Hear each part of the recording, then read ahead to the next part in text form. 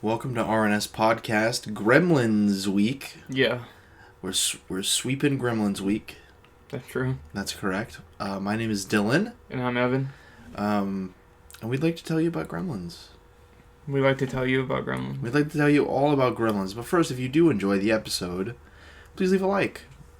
And leave a sub. Yeah. And a comment. Yeah. And click the bell. And click the bell. For more RNS content. And the second it's uploaded. And when you go to work, turn on like a secondary device in your home, leave it on 2x speed, and leave it on this video. Yeah. And leave it on repeat as well. I agree. Yeah. And make 10 fake accounts. And make 10 fake accounts, and... I don't think you're allowed to say that. No, you're not. That's illegal. But yeah, that was a joke. So It's illegal to make 10 other accounts? I don't think so. yeah, I think it's a lot. It's not illegal, but it's punishable by death. It's punishable by death. Yeah, to go against YouTube's terms and service. Yeah. So gotta be careful about that. But yeah, you ready to talk about Gremlins? You want to talk about anything else? Susan Wojcicki. Is that her name?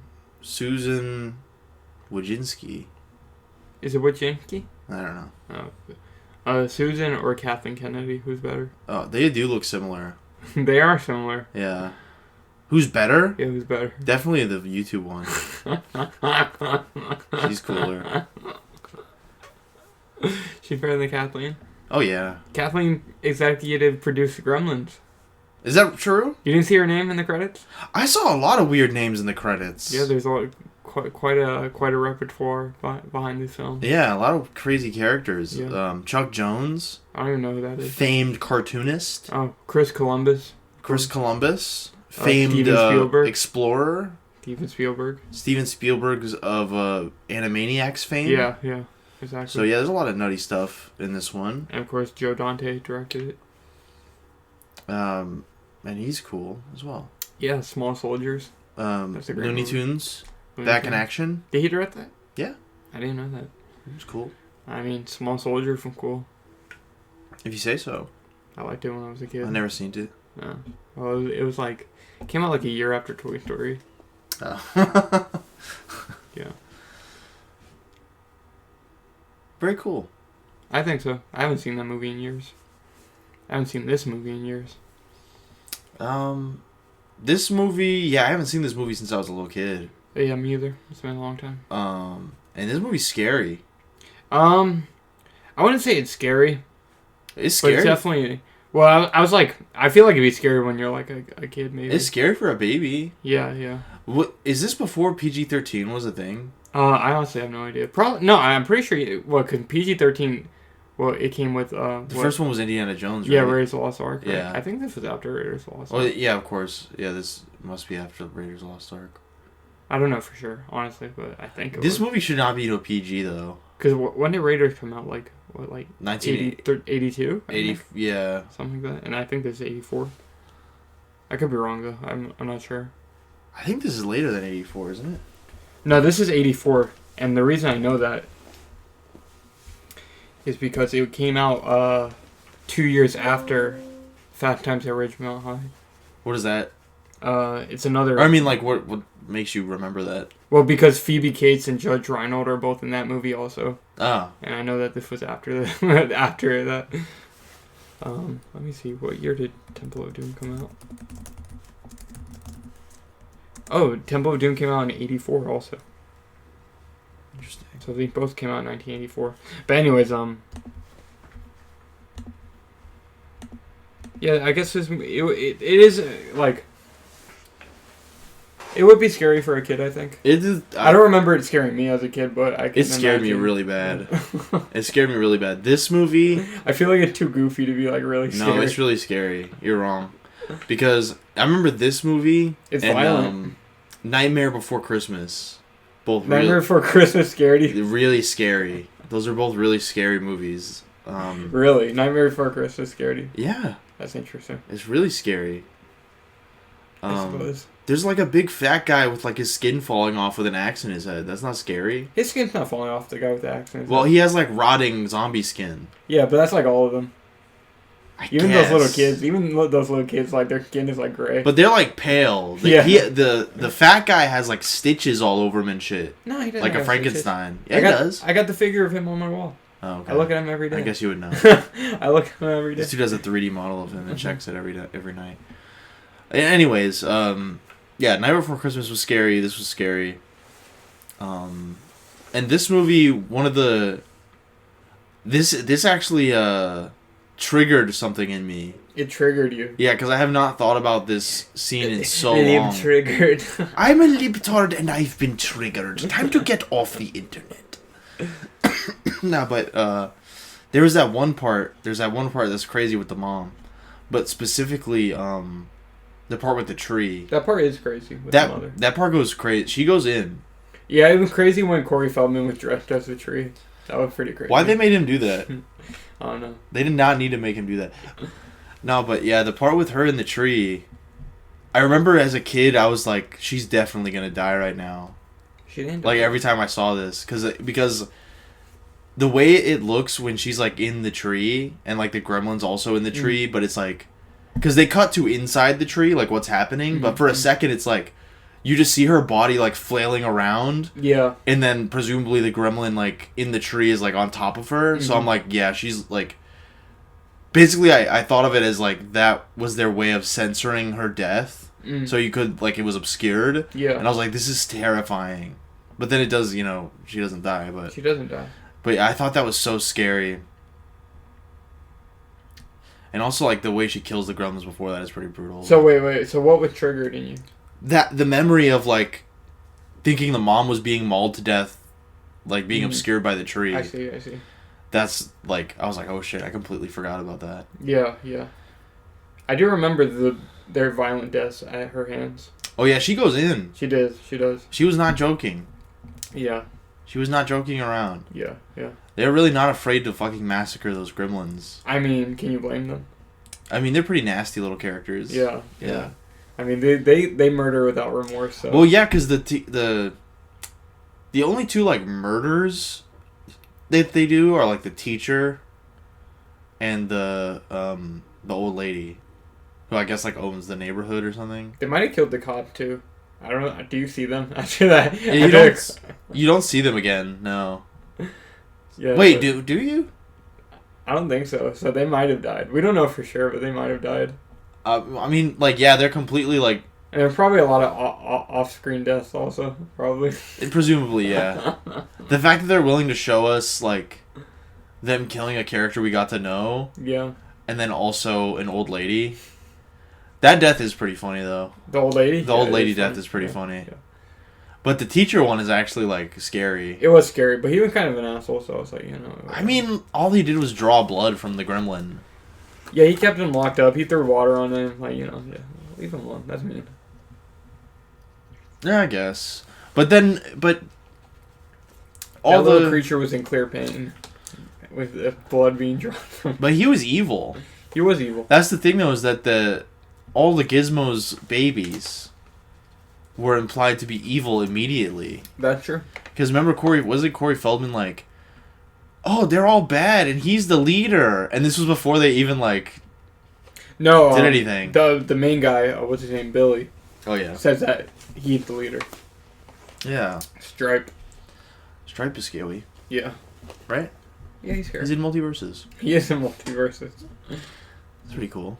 Yeah, I guess so. I was watching a video before I fell asleep earlier, where this guy was like... Yeah, because I didn't realize until I saw the credits that Chuck Jones was in this, and he's like a really famous... He's in it? Like he acts? He is in it as an actor, which I'll get back to in a moment. Okay. But when I found out that Chuck Jones was in this, I had to look up, like... Well, first of all, I wanted to know, like, is that the Chuck Jones that the credits are talking about? So I looked it up, because I know that there's Looney Tunes references in this, and there's also even more... There? Yeah. I don't remember. Well, there's, like, Looney Tunes plushes and, like... Is Looney Tunes... Yeah, Looney Tunes is playing in the background as well. I don't remember. In the bar.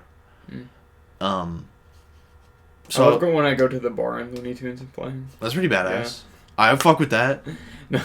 It's a joke because I that's so that would never happen. Yeah. No, but I would fuck with that heavy. Yeah, that'd be cool. I would fuck with that heavy. But yeah, so since there were a couple Looney Tunes references, I assumed like, oh, maybe that is actually him, and it was. And where the fuck was I going with that, Evan? I don't know. Who do you play? So yeah, Chuck Jones. Well, I was mentioning the video for another reason. But Chuck Jones played the guy in the bar, Mr. Jones. Oh, okay. That briefly he talks to before the guy from the Santa Claus comes out. The guy from what? Tim Allen? No. Tim Allen, the Santa Claus? No, the other guy from the Santa Claus. I don't know who else. He's also in Beverly Hills Cop. Ooh. Oh, Judge Reinhold. Oh, right. Okay. Yeah. I have no idea what his name is. Yeah, the guy who works at the bank. He's cool though. Yeah. Yeah. But yeah, that's epic. I love Chuck Jones. Chuck Jones is a cool guy. Yeah. But I learned something from that video that I forget. I don't know. I forget what it was. I'll remember later. I bet. But very cool. Yeah. Thank you, Chuck Jones. Yeah, that made me smile. It made me have a big smile on my head. And then also, of course, the main character, is it Billy? That's his name, yeah. He's a cartoonist. Oh, I didn't know that either. The main character? Oh, I think you meant like in real life, like the actor. No. I was like, oh, I didn't know that. No, yeah, he is a cartoonist. Oh, he said in his video, this is what I was going to get at. So the video I was watching about Chuck Jones and being in Gremlins and whatever, he mentioned that the racist guy... which is like, I guess he's racist, I don't know. Yeah. That's like... I don't know if I call him racist, but sure, whatever. It's like that kind of vibe, right? Yeah, I guess, yeah. But anyways, they say that Gremlins 2 is like a reboot because the first movie is like a movie in Gremlins 2. And they also say that he dies. So I wanted your opinion on that. Who dies? The racist guy I was just talking about. Oh, he does die in the movie. You see him get murdered. I don't think he... they run him over. He doesn't really definitively die, though.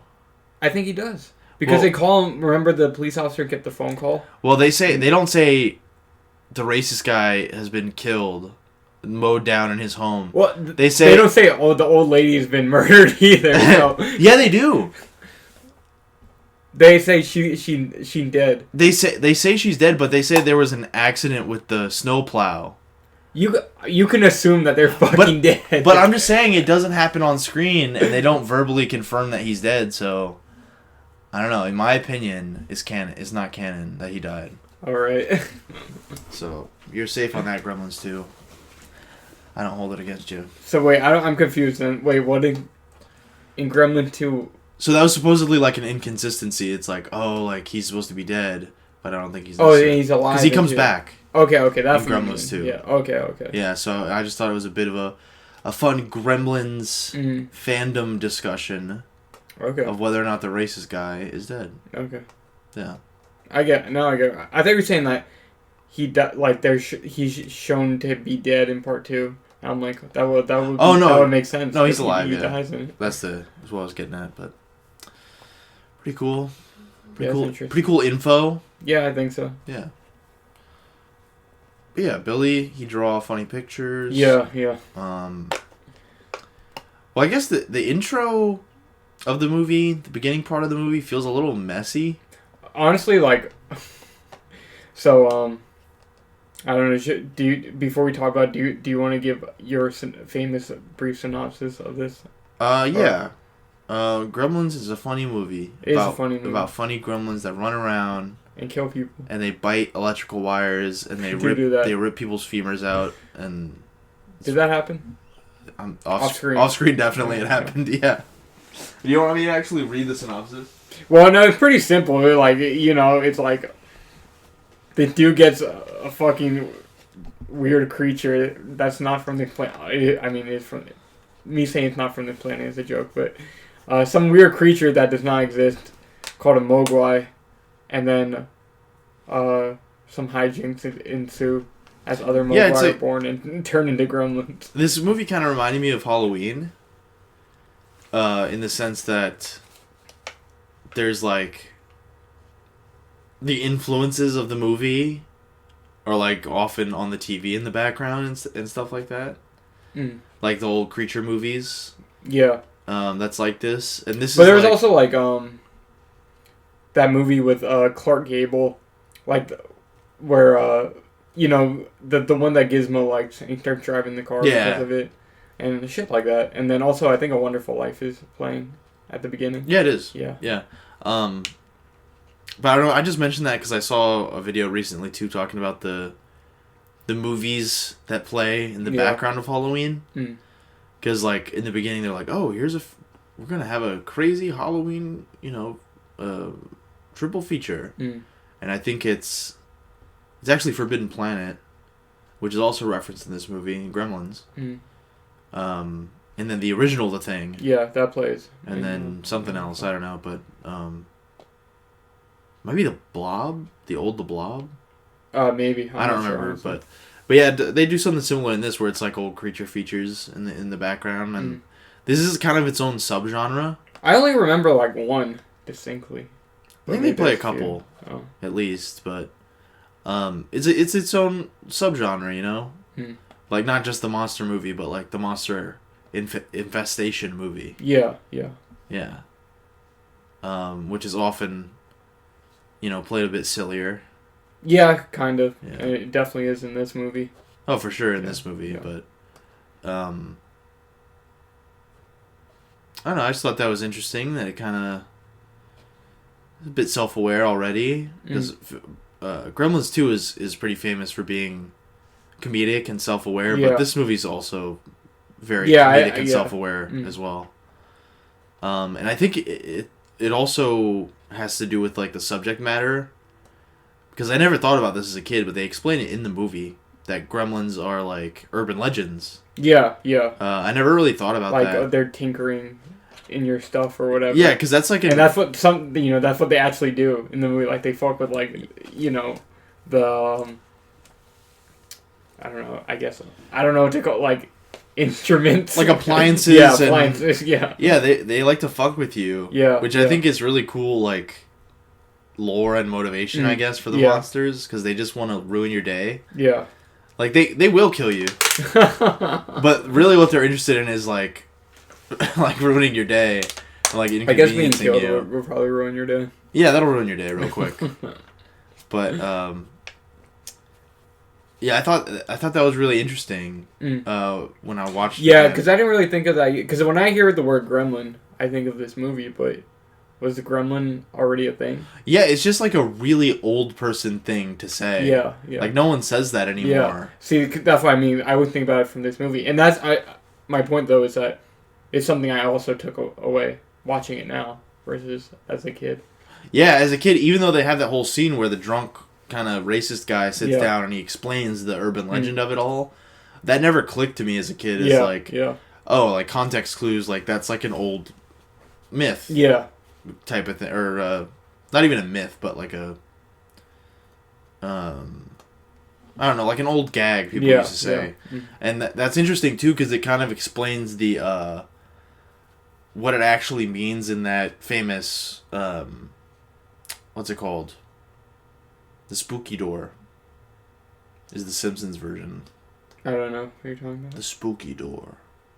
What is it called? I don't know. Imagine, if you will, a funny scenario. The Twilight Zone? Yeah, the Twilight Zone. Yeah. I really couldn't pull the name. But it's like that famous Twilight Zone episode. It kind of explained that for me, too, and that clicked for me. You know the episode where he's on the plane, and he looks out, and he's like, with William Shatner. And the William Shatner one, yeah. Yeah, that is the William Shatner one. So that kind of explained that to me, too, because it was like, oh, what if this silly thing people say was real and no one believed you and you couldn't prove it? So that kind of makes that episode make more sense to me as well. That's pretty funny. Yeah. I don't know, making a horror movie out of like a joke people say, kind of, is or like a superstition or something. Yeah. But it's like it was Slenderman. I get the impression that it was always like a jokey superstition, That was a joke, by the way. I know. It just wasn't funny. I know. No, I'm just playing. And also Slenderman is very scary. Splendor Man. Splendor Man was always scary and never funny, so. Thank you. Yeah.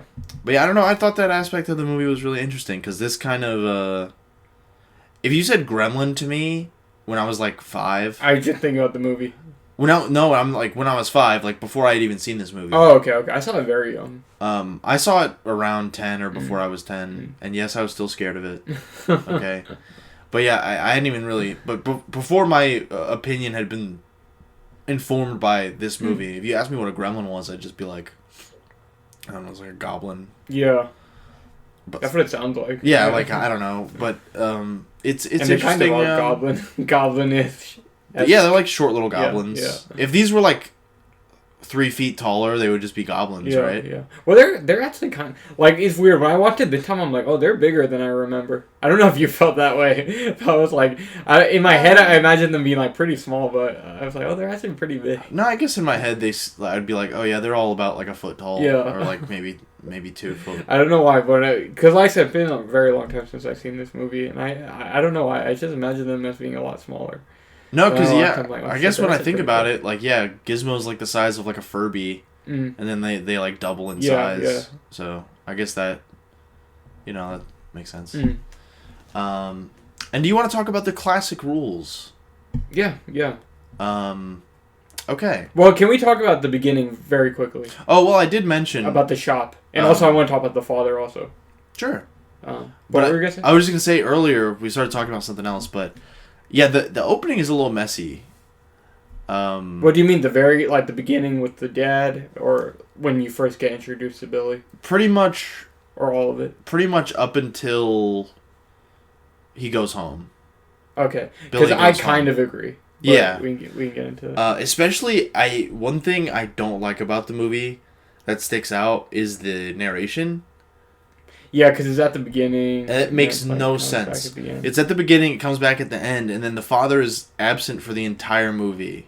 Yeah, and you know who else is absent for the entirety of the movie? What? The dog. Yeah, that feels deliberate. No, I want to talk about that. But that's a real. I feel like that's a really weird. I wanted to talk about that too. Yeah. That's a really weird. I think like structural choice. And I think the thing with the dad might be intentional. But we can get into it. The narration? No, about him being gone. Oh. Well, yeah, I think it was, where it's like, I don't know. Because she mentions losing her father on Christmas Eve. I don't know how to tie it in and make it make sense, but I thought that was interesting. That's something, okay, we can get into that like way later. Yeah. I'm not ready to And then his dad is not there on Christmas Eve. I was like, okay, that's kind of interesting. I don't know what that means, but... Anyways. I want to get into that way later. Yeah. Oh, we need to talk about this first. Yeah. Okay, yeah. Because that worked on me as a kid. Where I was like, that's the most fucked up thing of all time.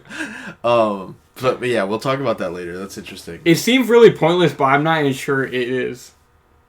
But we can just get into that.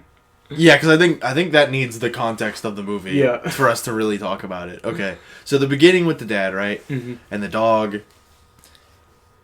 But yeah, the dad's like in fucking Chinatown. So here's the dad. He's like a goofy inventor, I guess. Like he makes his own little devices, and none of them work.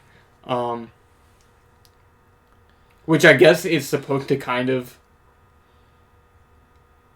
I don't know how it ties in together, but kind of like how the Gremlins fuck with appliances and devices. Yeah, I thought about that when the mom starts fighting the Gremlins, and I was like, oh, like this is what the inventions are here for. But then like they don't really use them. In any ways that are interesting, because she turns on the blender, which was like the dad's juicer, I think. But it's like that could have just been like a regular juicer or like a regular blender. Well, the microwave was just a regular microwave. And the microwave was just the microwave. Yeah. And then, like... But more so, I mean, kind of in a way, it's like, well, his devices don't work, and then they fuck with devices. Like, I don't know how that ties in together. It feels like it should be something, but it's kind of not. Yeah. I guess it's like...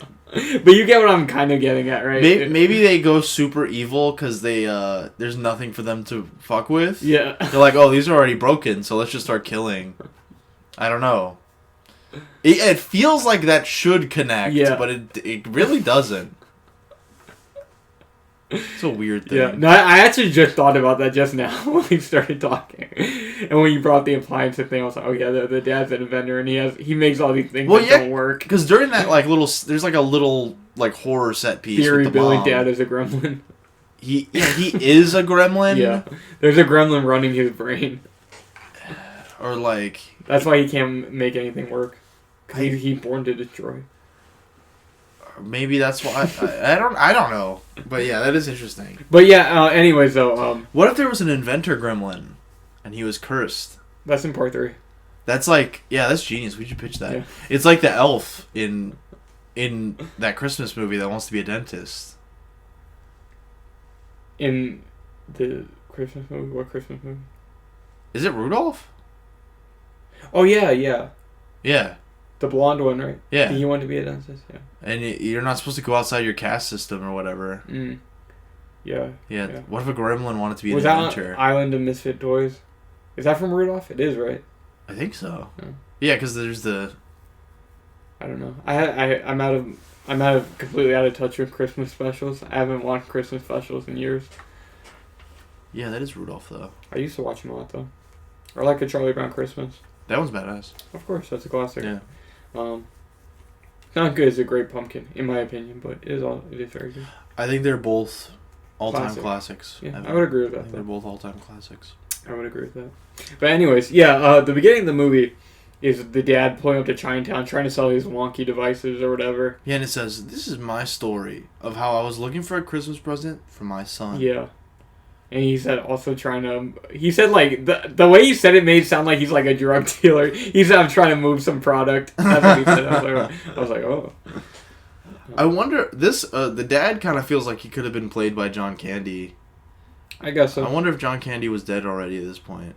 I don't think so, no. Because this is only 84.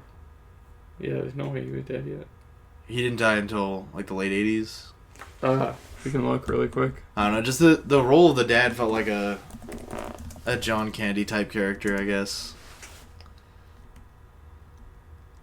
He died in 94. Yeah, I was like, I didn't think he died. Oh, 10 years later. Yeah. But anyways, yeah, and then he, like, wanders upon this store that this kid brings him to. This little baby, like, pulls him down into the basement. Yeah. It's a Chinese kid who's dressed like Short Round, but it's not Short Round. Which is interesting. It's interesting it came out the same year as Temple of Doom. When I was a kid, I was like, is that Short Round? And Steven Spielberg's name is on both of them. Interesting that he likes perpetuating harmful stereotypes. But oh, yeah, he does. He does. But that's or does he? We can talk about that as well. Anyways. Yeah, he brings him into the store, and he's trying to sell his device to like the dude's granddad who runs the store. It's like this old Chinese guy. When I was watching that too, it's like, I guess that's the joke, but I was like, what are you doing selling that here? Yeah. This is like a weird secret antique shop, and you're trying to sell your like... I forgot what he calls it, the bathroom something. The bathroom buddy. The bathroom buddy. Yeah. Yeah, this is like a fucking like as seen on TV product. Yeah. And you're trying to sell it to this like antique store. It's like toothbrush, nail clippers, all that shit. Yeah, it's basically like a box, like a I don't know the size. What would you call the size of it? I don't know. It's just a box with like Swiss Army knife components that like pulls out like a toothbrush and like a comb and shit like that. And there's a funny valve that sprays him with toothpaste. And he's like, I'll get that fixed. Don't you worry about that. And he gets sprayed with shaving cream later. He sure does. The razor. He needs to work on the liquid parts. Yeah, he does. Yeah. And yeah, obviously the Chinese dude's not interested at all. But you hear that he hears a little sound. You hear a funny singing character. Yeah. And it's Gizmo. It's a Mogwai. Yeah. I like how he's not like And nobody in this film actually is like shocked at all by seeing like, what is this fucking creature? Yeah, no, everyone's like, oh, like they just react with like, oh. No one's like, oh, like these are rare. I think I've heard of these. Like, there's nothing like that. Everyone's just like, especially later. What is his name? Corey Feldman. Corey Feldman's like, oh, this is neat. Like, cool. Yeah. And then he like lays back down on the bed and like starts reading a comic book or something. Yeah, right after it fucking reproduces. By being he's just like, oh damn, that's cool. It reproduces asexually in like 10 seconds, and then he's like, oh neat, okay, and then he just lays back down on the bed and he's like, cool, and reads a 3D comic. Yeah, they really like that 3D comic. Yeah, it's cute when Gizmo reads the 3D comic. It was, yeah, because he's like, hey, you having fun over there? And he's like, and Gizmo's like, yeah. Perhaps it's intentional though, their indifference to the Gremlins? Yeah, to the Mogwai. To the Mogwai? To the Mogwai. To the Mogwai? Perhaps it's intentional. How? I'll get into it. I've been talking at the beginning. Oh my god. Yeah. I mean, you're the king of setups. Yeah, I am.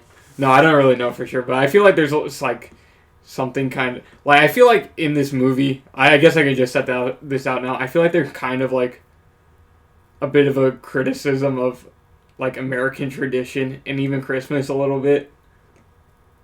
Yeah. But yeah, so anyways, we can get into that. Interesting. So yeah, he buys them. Well, he doesn't buy the Mogwai, but you find out later that the grandson basically just stole it and gave it to him. And well, he sold it like under his grandpa's. Yeah, because the grandpa didn't want to sell it to him. Rightfully so. Yeah, because we see all the fucking chaos. Several deaths occurred as a result of that. Yeah, because of a very irresponsible son. Do you think... Can I ask you a moral question? Oh, okay. So, the way that, well, I guess we haven't talked about the rules. Are all the deaths on Billy's hand? No. No. Is that what you're going to ask me? Would you, like... If you... Let's say you understood the Gremlin rules... Okay. And you had a Mogwai.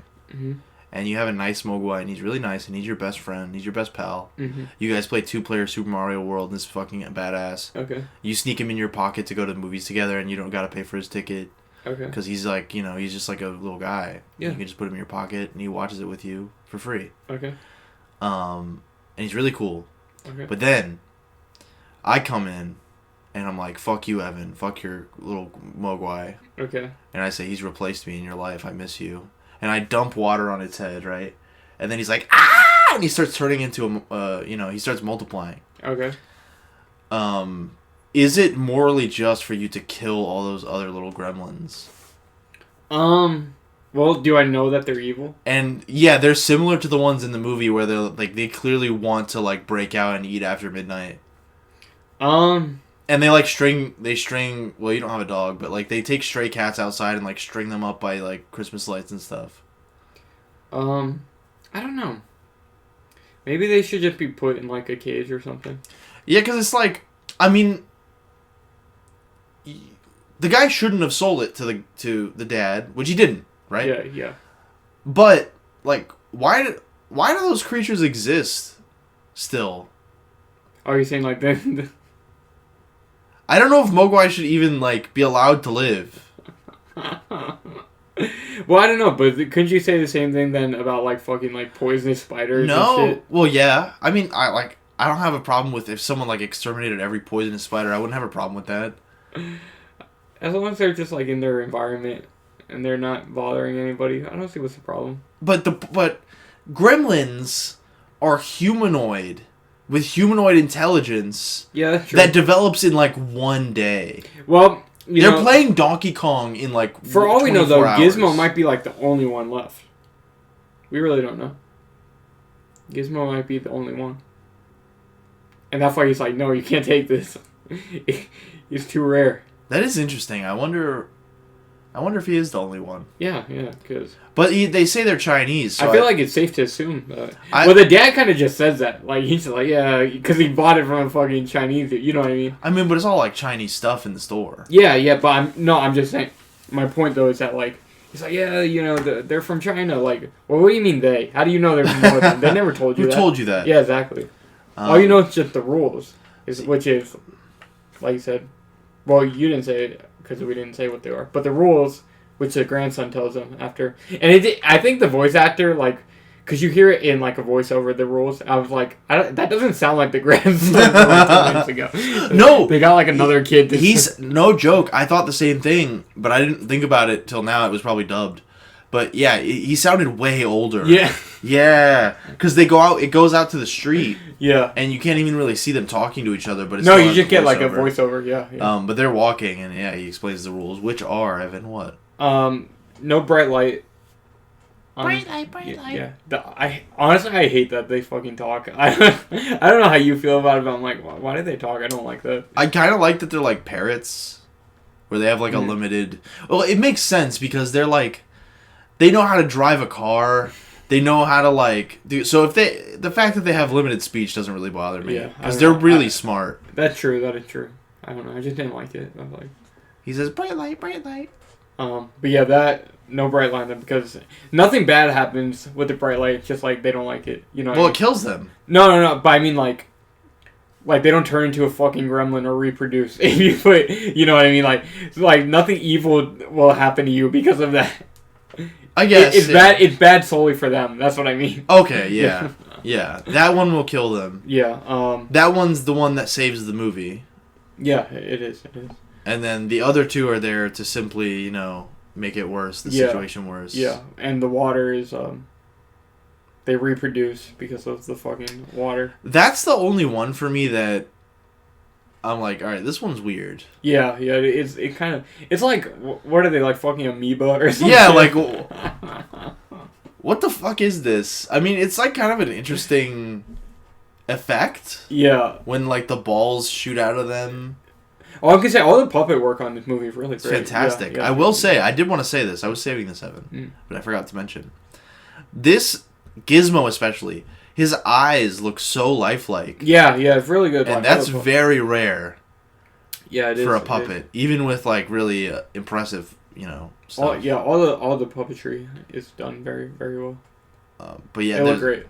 The eyes look so lifelike though on Gizmo. Yeah, I agree. And they show them off a little bit. They show them off a lot. Well, you know, I would hope so. Yeah. I bet they put a lot of money in those dang eyes, a lot of hard work in those dang eyes. So yeah, they give him a nice close up every once in a while. Yeah, that's true. True. But yeah. So the water thing, and then also don't feed them after midnight, which is also slightly nonsensical. That's one of the ones that like College Humor would make fun of in like 2010 or whatever. Yeah, or movie sins. But it's like, well, is it okay to feed them at 3:01 or sunrise or what the hell? Well, there's that, and also it's like, well, it's always midnight or whatever. You know what I mean? Yeah. So Gremlins are time zone conscious. Yeah, you know. But I mean, it really doesn't matter. But you know, they're just like funny, weird little rules. Yeah. There was one time, I can't remember what was it. I think that one is the one that probably bothers me the most. Though, I feel like they could have workshopped that a little bit. I think it made it make more sense. I think.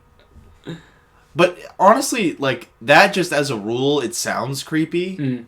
It sounds interesting. Yeah, because it sounds like don't feed them after midnight. It sounds like fucking like urban legend type. Yeah. Thing. Yeah. But the other two are like kind of lame. Yeah. Because feeding them after midnight, that's the one where you can kind of like nitpick it the most. Mm. But the other two are just kind of like lame. Yeah. Well, just like saying it out loud, like, oh, don't get them wet. Yeah. It's like, all right. They don't sound scary. Like, don't feed them after midnight. Yeah, it doesn't sound scary. That sounds like a creepypasta rule. Yeah. You know? Yeah. That I bet Gremlins influenced some creepypastas. Probably. Because there's definitely creepypastas that are like, or like SCPs. You know SCPs? No, what is that? Gremlins are like SCPs. What is that? That's like it's like a creepypasta lore thing. Kinda. Where it's like, Jeff the Killer. It's like, it will face the wall until you get close to it, and then it turns around and you turn to stone. Is that real? Yeah, shit like that. Sounds just like Medusa. Yeah. Well, you know, everything under the sun, Evan. Yeah. Everything under the sun. That sounds scary. Has already been thought of. That's true. No, but yeah, this reminds me of a lot of like the SCP kind of rules and lore. Mm. It's basically just like a made-up Men in Black, but with more intricate monsters. It's like that Cartoon Network show that got canceled immediately. The Secret Saturdays. Was that it? Where they hunted the cryptids? Yeah. I think so. Yeah. I never watched that one. It got canceled immediately, so. Because they were out there telling the truth. Yeah. They're out there exposing the truth. That's why. It's not because it was shitty. Yeah. I agree. But yeah, I don't know. I feel like this has a great deal of influence, Evan. Mm. In terms of some of the lore. I was just kind of thinking about that, like... well, if you knew what SCPs would, it would be easier to describe, but that's okay. I'll look it up. It's just like this autistic, like, Men in Black. It's autistic Men in Black. That's what it is. Nice. Yeah. But yeah, anyway, so yeah, he gets the Mogwai. He gives it to his son, Billy, for Christmas. And also, we're introduced to Billy earlier. And this one, I was like... At first, when the movie was starting, this one I was like, damn, I don't remember that this movie sucks. Because the whole beginning with him at the bank, it sucks. I don't know how you feel It does! Yeah. The stuff with the dog, I thought it was so stupid. It was so, like... It's very weird in the beginning. And, like, the old lady... I think the old lady's actually, like, whoever played her, she's, like, a good actress, I think. Like, I think she was kind of funny. And, like, entertaining. Yeah, I liked when she went flying off her chair. That character is so weird.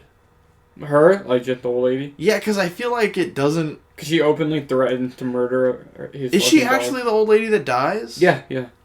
Okay. I didn't think she was. It's her, yeah. Oh, I guess that's why she has so much pull or whatever, because she's, like, the person that owns the neighborhood or something. Yeah. I assumed that wasn't her, for some reason. No, it is. Okay. But yeah, in the beginning, she's like a crazy, like, cartoon character. Yeah. Mm-hmm. Which I guess... But she kind of isn't when she's home alone.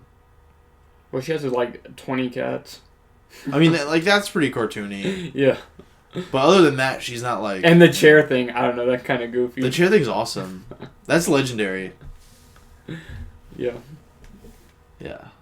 But, That was like an environmental kill in Hitman. It was. It's badass.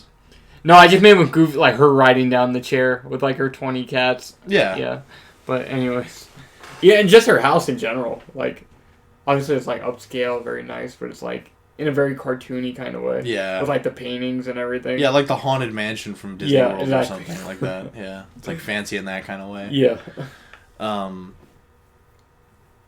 But yeah, in the beginning, she's giving him a hard time, and she's talking about, like, killing the dog and stuff, and it's like, He works at a bank. Yeah, he does work at a bank, which is as weird. As well as Phoebe Cates' character, she does as well. She's a cutie pie. Yeah, of course, Phoebe Cates, she's beautiful. Oh. I'm glad you think so. She is. Well, she's mine. I saw her first. Yeah. She's Kevin Kline's, actually. So. Kevin Kline? Yeah, they're married. Who's Kevin Kline? An actor. Oh, fuck him. But yeah, they both work at a bank, which, it's like they both seem too young to be working at a bank, I guess. But I was curious about his age.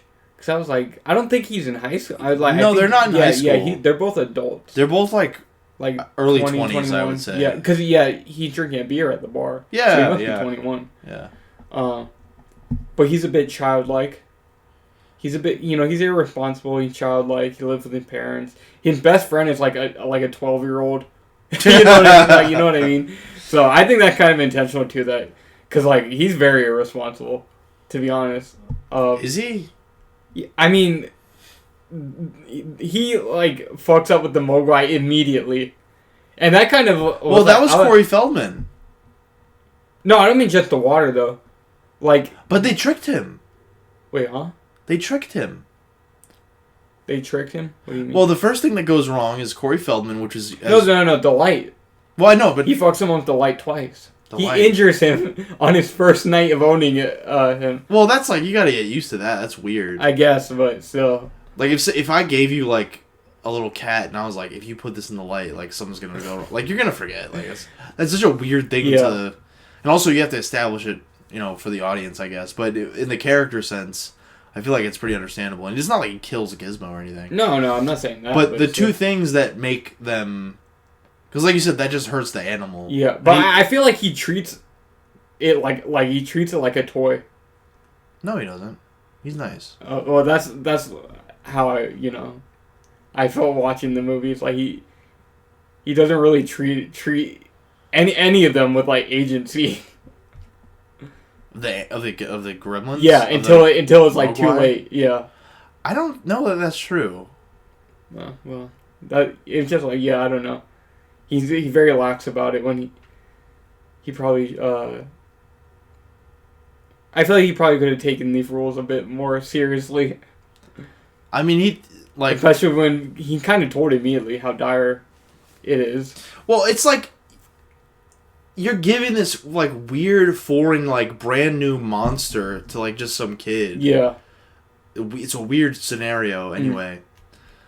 But the light thing, like, I don't know, like, that's fine. It's not like he really hurts Gizmo that much or anything. And then the water thing where it makes them multiply, that was Corey Feldman's fault. Yeah. Because he knocked over the water on Gizmo's back. And that was like, made me feel bad for Gizmo, because he's like screaming in pain. Yeah, but I don't know, the way they both kind of reacted with, like, kind of indifference to him, like, having, like, 6 more of him after that. I don't know, I just thought it was...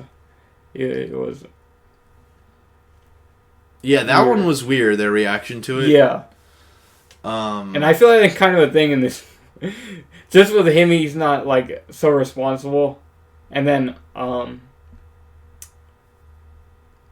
don't know. That's how I took his character, because that's kind of what lead to all the bullshit even happening. Yeah, he's kind of characterized that. Well, I don't agree.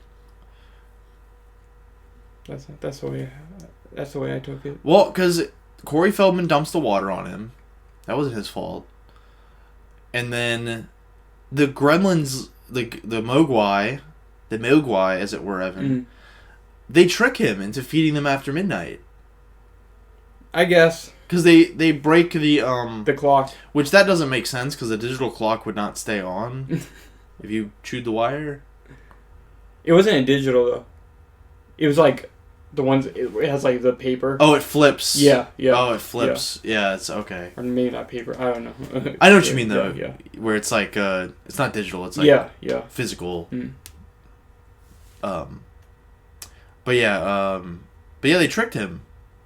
I guess, but I don't know. I just feel like he just took the whole situation not great. And even so, after he fed them, he's like, "Yeah, I'll just feed them more just to shut them up." You know what I mean? It's like, I don't know, that was the way I took it. He treats them like toys.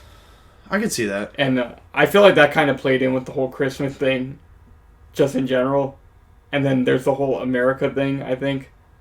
Well, the whole movie, also, we didn't really talk about the setting. It's like one of those picturesque little Midwest towns. American towns. Yeah. I do like how the town looks, because, like, it reminded me of kind of like Back to the Future. Where you can tell, like, it's like kind of like a built set. It's a backlot. Yeah, exactly.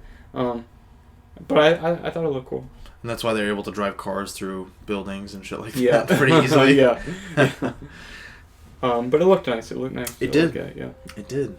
But yeah, I agree in general. We didn't really talk about the setting or the it's kind of the look of it. The town or whatever. And he is characterized, Billy, as being irresponsible off the top, but it's like... And even with the dog thing, like, always, like, always cute that he, like, rides around with his dog and whatnot, but, like, should you really be bringing your fucking dog to work? Probably not. Yeah, they kind of, like... And you do let the dog destroy the lady thing. Not that she, like, obviously she's evil and characterized as, like, goofily evil, but, like, you still did let your dog just fucking destroy her Christmas shit. You know what I mean? Yeah. So, and it's like you really gotta have your dog at the fucking bank with you. Yeah. That is so weird, too, because, like I said, the beginning of the movie is very weird. Yeah. The rest of the movie is, like, very entertaining, fun, like, cool monster fun. But the beginning just feels, like, off. Yeah. Like you said, like, why do you keep your dog in the bank? Why does this lady want to kill the dog? Like, it feels like we're missing stuff. Yeah. In certain ways. And then there's like the disconnect of the dad being the narrator, and then like not showing up for a while, and then also being gone the rest of the whole movie. Yeah. There's a lot of weird stuff that doesn't connect in the first 20 minutes or so. Mm-hmm. But I do like the characters. Yeah. I don't know. They're cool. But yeah, he comes home after his goofy day at the bank with his dog. Well, they go to the bar. I did want to mention one more thing about the bar. Because we talked about the Chuck Jones cameo, which is pretty epic. We talked about the guy from the Santa Claus, Judge. What is his name? Judge Reinhold. Judge. Is that really his name? Yeah, I think so. It's Judge. It starts with the R. I can look it up really quick. I think it is Reinhold. But yeah, we talked about... Yeah, it's Reinhold. He kind of comes and gives Billy a hard time about the work and almost getting fired that day. Which is like, yeah, you probably shouldn't keep your dog under the counter. Yeah. And then let it attack a lady that's one of your customers. But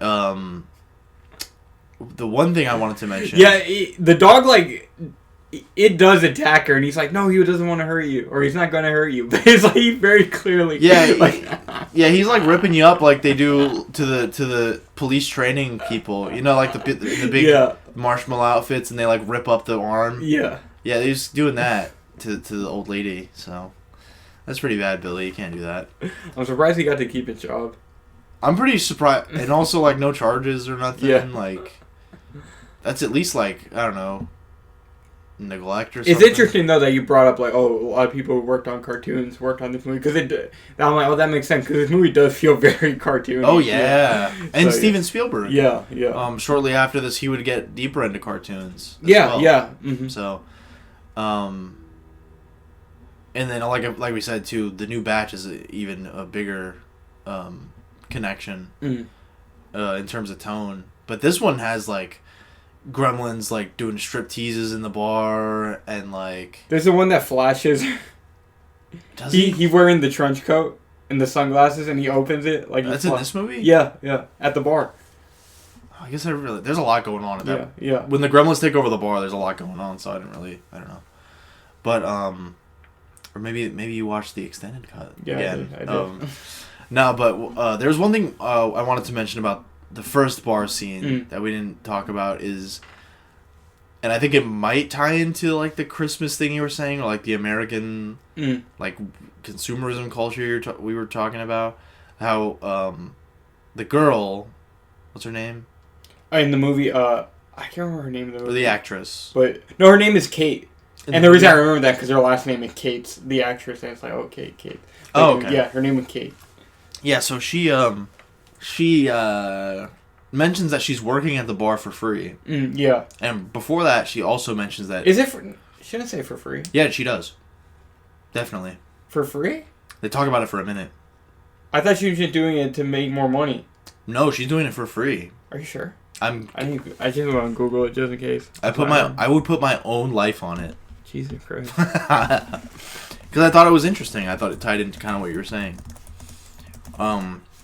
Because Judge Reinhold's character, is his name, right? He kind of makes fun of her for that. Because what does he say? He's like, oh, he wants to go on a date with her. Remember? Yeah. And he's like, oh, why don't you come over? And he's like, oh, I have to work. And he's like, oh, call in sick. It's not like she can dock your pay. Yeah. But anyways, I just assume, yeah, that's true, yeah. It is. No, I was like, I don't remember that at all. But anyways. But yeah, what do you think of that? I don't know. You think that's any commentary there? Well, what do you mean? Do you think that's relevant to... You're talking about the movie's message and stuff. Wait, which part of it? About America and consumerism. No. But what part of that? Well, because... Well, there's also how the old lady has is about to fucking evict that lady and her kid, and that doesn't come back. They're both hungry. You do see the mother again later. I don't remember exactly where, but you don't get any no one. What's one thing that's funny about this movie? I think is no one learns a lesson. Yeah, it just kind of happens. He kind of does at the end. a little bit. Billy, you think Billy like grows a little bit? I don't know if he grows, but he kind of learns a lesson because the spoilers, but whatever. We're giving it. Oh, the old guy comes back. Yeah, he tells him like, "Oh yeah, you're not ready," and that's kind of what I'm thinking about the responsibility and like, oh, obviously he very clearly needs to grow up because the guy's like, look how the old Chinese guy comes back and gets Gizmo, and he's like, "Yeah, you're not ready for this at all." But Gizmo says, "Bye-bye." Yeah. And then he's like, "Maybe one day you will be ready." Yeah. Which is badass. But yeah. No, because I would just say that because like the banker guy, you know, kind of belittles her for working for free. Yeah. And then she also gets Billy to sign, you know, the petition to have it made a historical landmark, the bar. Yeah. So I don't know if that means anything. Yeah, because the old lady wanted to fucking have it like torn down or whatever. Yeah. She wants to buy it out, some shit like that. Yeah. And then she's also evicting the people. But yeah. So it's like, like it's Christmas time, so it's supposed to be like obviously, everyone's caring, whatever, blah blah. But it's like, well, clearly not. You know, these people are all are assholes. And then going further with we see the character like going further on that the character earlier when he's trying to drive to work and cars not working, he's like, the foreign cars don't work or whatever, you need American, you need American made. And then the Mogwai, they're not we're told that they're like Chinese creatures or whatever, but it's kind of like they become evil at the hands of of Americans. Yeah, you know what I mean? That's true. So, how to put that in a concise thing, I don't really know. I think there's a lot of elements in this movie, kind of like you were saying about what were we talking about earlier? The elements that like should connect, and they like kind of do. Yeah, but they don't like not. Oh yeah, like the Gremlins, like messing up technology, and the dad making inventions that don't work. Yeah. Like it's like, it feels like you almost had something there. Yeah. But like not really. I feel like the only reason I feel like that one's even looser though. I feel like this one is a bit more solid, I think. Yeah. Yeah. But I think there's a lot of that going on here. Yeah. In the movie where it's like there's like these connecting ideas that don't really. Yeah. And I don't even know if you necessarily need like it to 100% come full circle. But I can see what you mean though. Maybe it's like a little too loose. Yeah, because it's like there's a lot of ideas, but maybe it doesn't go far enough. There's a lot of ideas that don't really have payoffs. Yeah, I guess. Yeah. Like that the foreign guy, the guy that's like, oh, those dang foreigners, all the time. I feel like there should be like a third thing. Maybe that's just like my stupid like MCU brain, where like I'm conditioned to like normal Hollywood rules and shit like that. But so he's there. He's like, oh, foreign technology sucks. Yeah, but it's sorry. And then he comes back, and he's the one that gets to explain, like, as an extension of that, he gets to explain the whole gremlin kind of joke or myth. Yeah, where it's like, oh, those fucking gremlins are always in our TVs and stuff, turn them off. But he like deadass believed it. I don't... Because he was drunk, he was saying and I think at the time, because at the time it came out, it was like the whole Cold War thing going on. And we hear shit like that now too, though. But it sounds almost like kind of like the Russian shit, like, oh, they're like fucking with our satellites or our signal. You know what I mean? Yeah. Kind of like that. And he mentioned like obviously his distaste for foreigners, so it's but it's like the car. Well, obviously he doesn't take very good care of the car because you see it's like all fucking has snow all over it and everything. Like, you know what I mean? And he consistently drives. It's not like he like piles the snow off or anything like. Because every other car does not look like how his car looks, where it's just snowed on. I guess you know what I mean. But it's like he's the kid, so he doesn't get to keep his car inside. I guess he could put something over it, but I mean, or a lot of people fucking like take. We've never had to do that because we don't live in a state with it very much so. But I assume that's a normal thing to wherever the fuck they take place. You know, clean your car off. But I don't know. Maybe I'm reaching, but I feel like that kind of a thing where it's like, oh, you know, you can point your fingers like and say, oh, it's like kind of the fear of the other type thing. But it's like, was you actively rotting the shit? Like, because that's what happens with the Mogwai. You could just be like, oh, damn shiny creature. But it was like, well, you made them evil. Yeah. You know what I mean? Yeah, that makes sense. I don't know how to put this in a very concise way, but, you know. That was something watching the movie now, especially with that character, was like, oh, those damn foreigners. I was like, oh, I think there's something there. Yeah. It's something I didn't think about at all as a kid. Anyways, I don't know where I was going with this at all, but... Well, no, I had asked you, or we were talking about, you know... The bar thing. Well, I was curious about... No, like, I mean, that's interesting, too. Like, I was kind of curious, like, why... Like, because she's kind of... She's, like, more giving, specifically of her time, yeah, than anyone else in the movie, Yeah. and she also hates Christmas. Yeah. So it's like, I don't know, there's something... Yeah, and something then it's there? like, oh, the people celebrating Christmas, well, they're, like, selfish, and or, like, him or Corey Feldman just treating them like toys. Yeah. You know what I mean?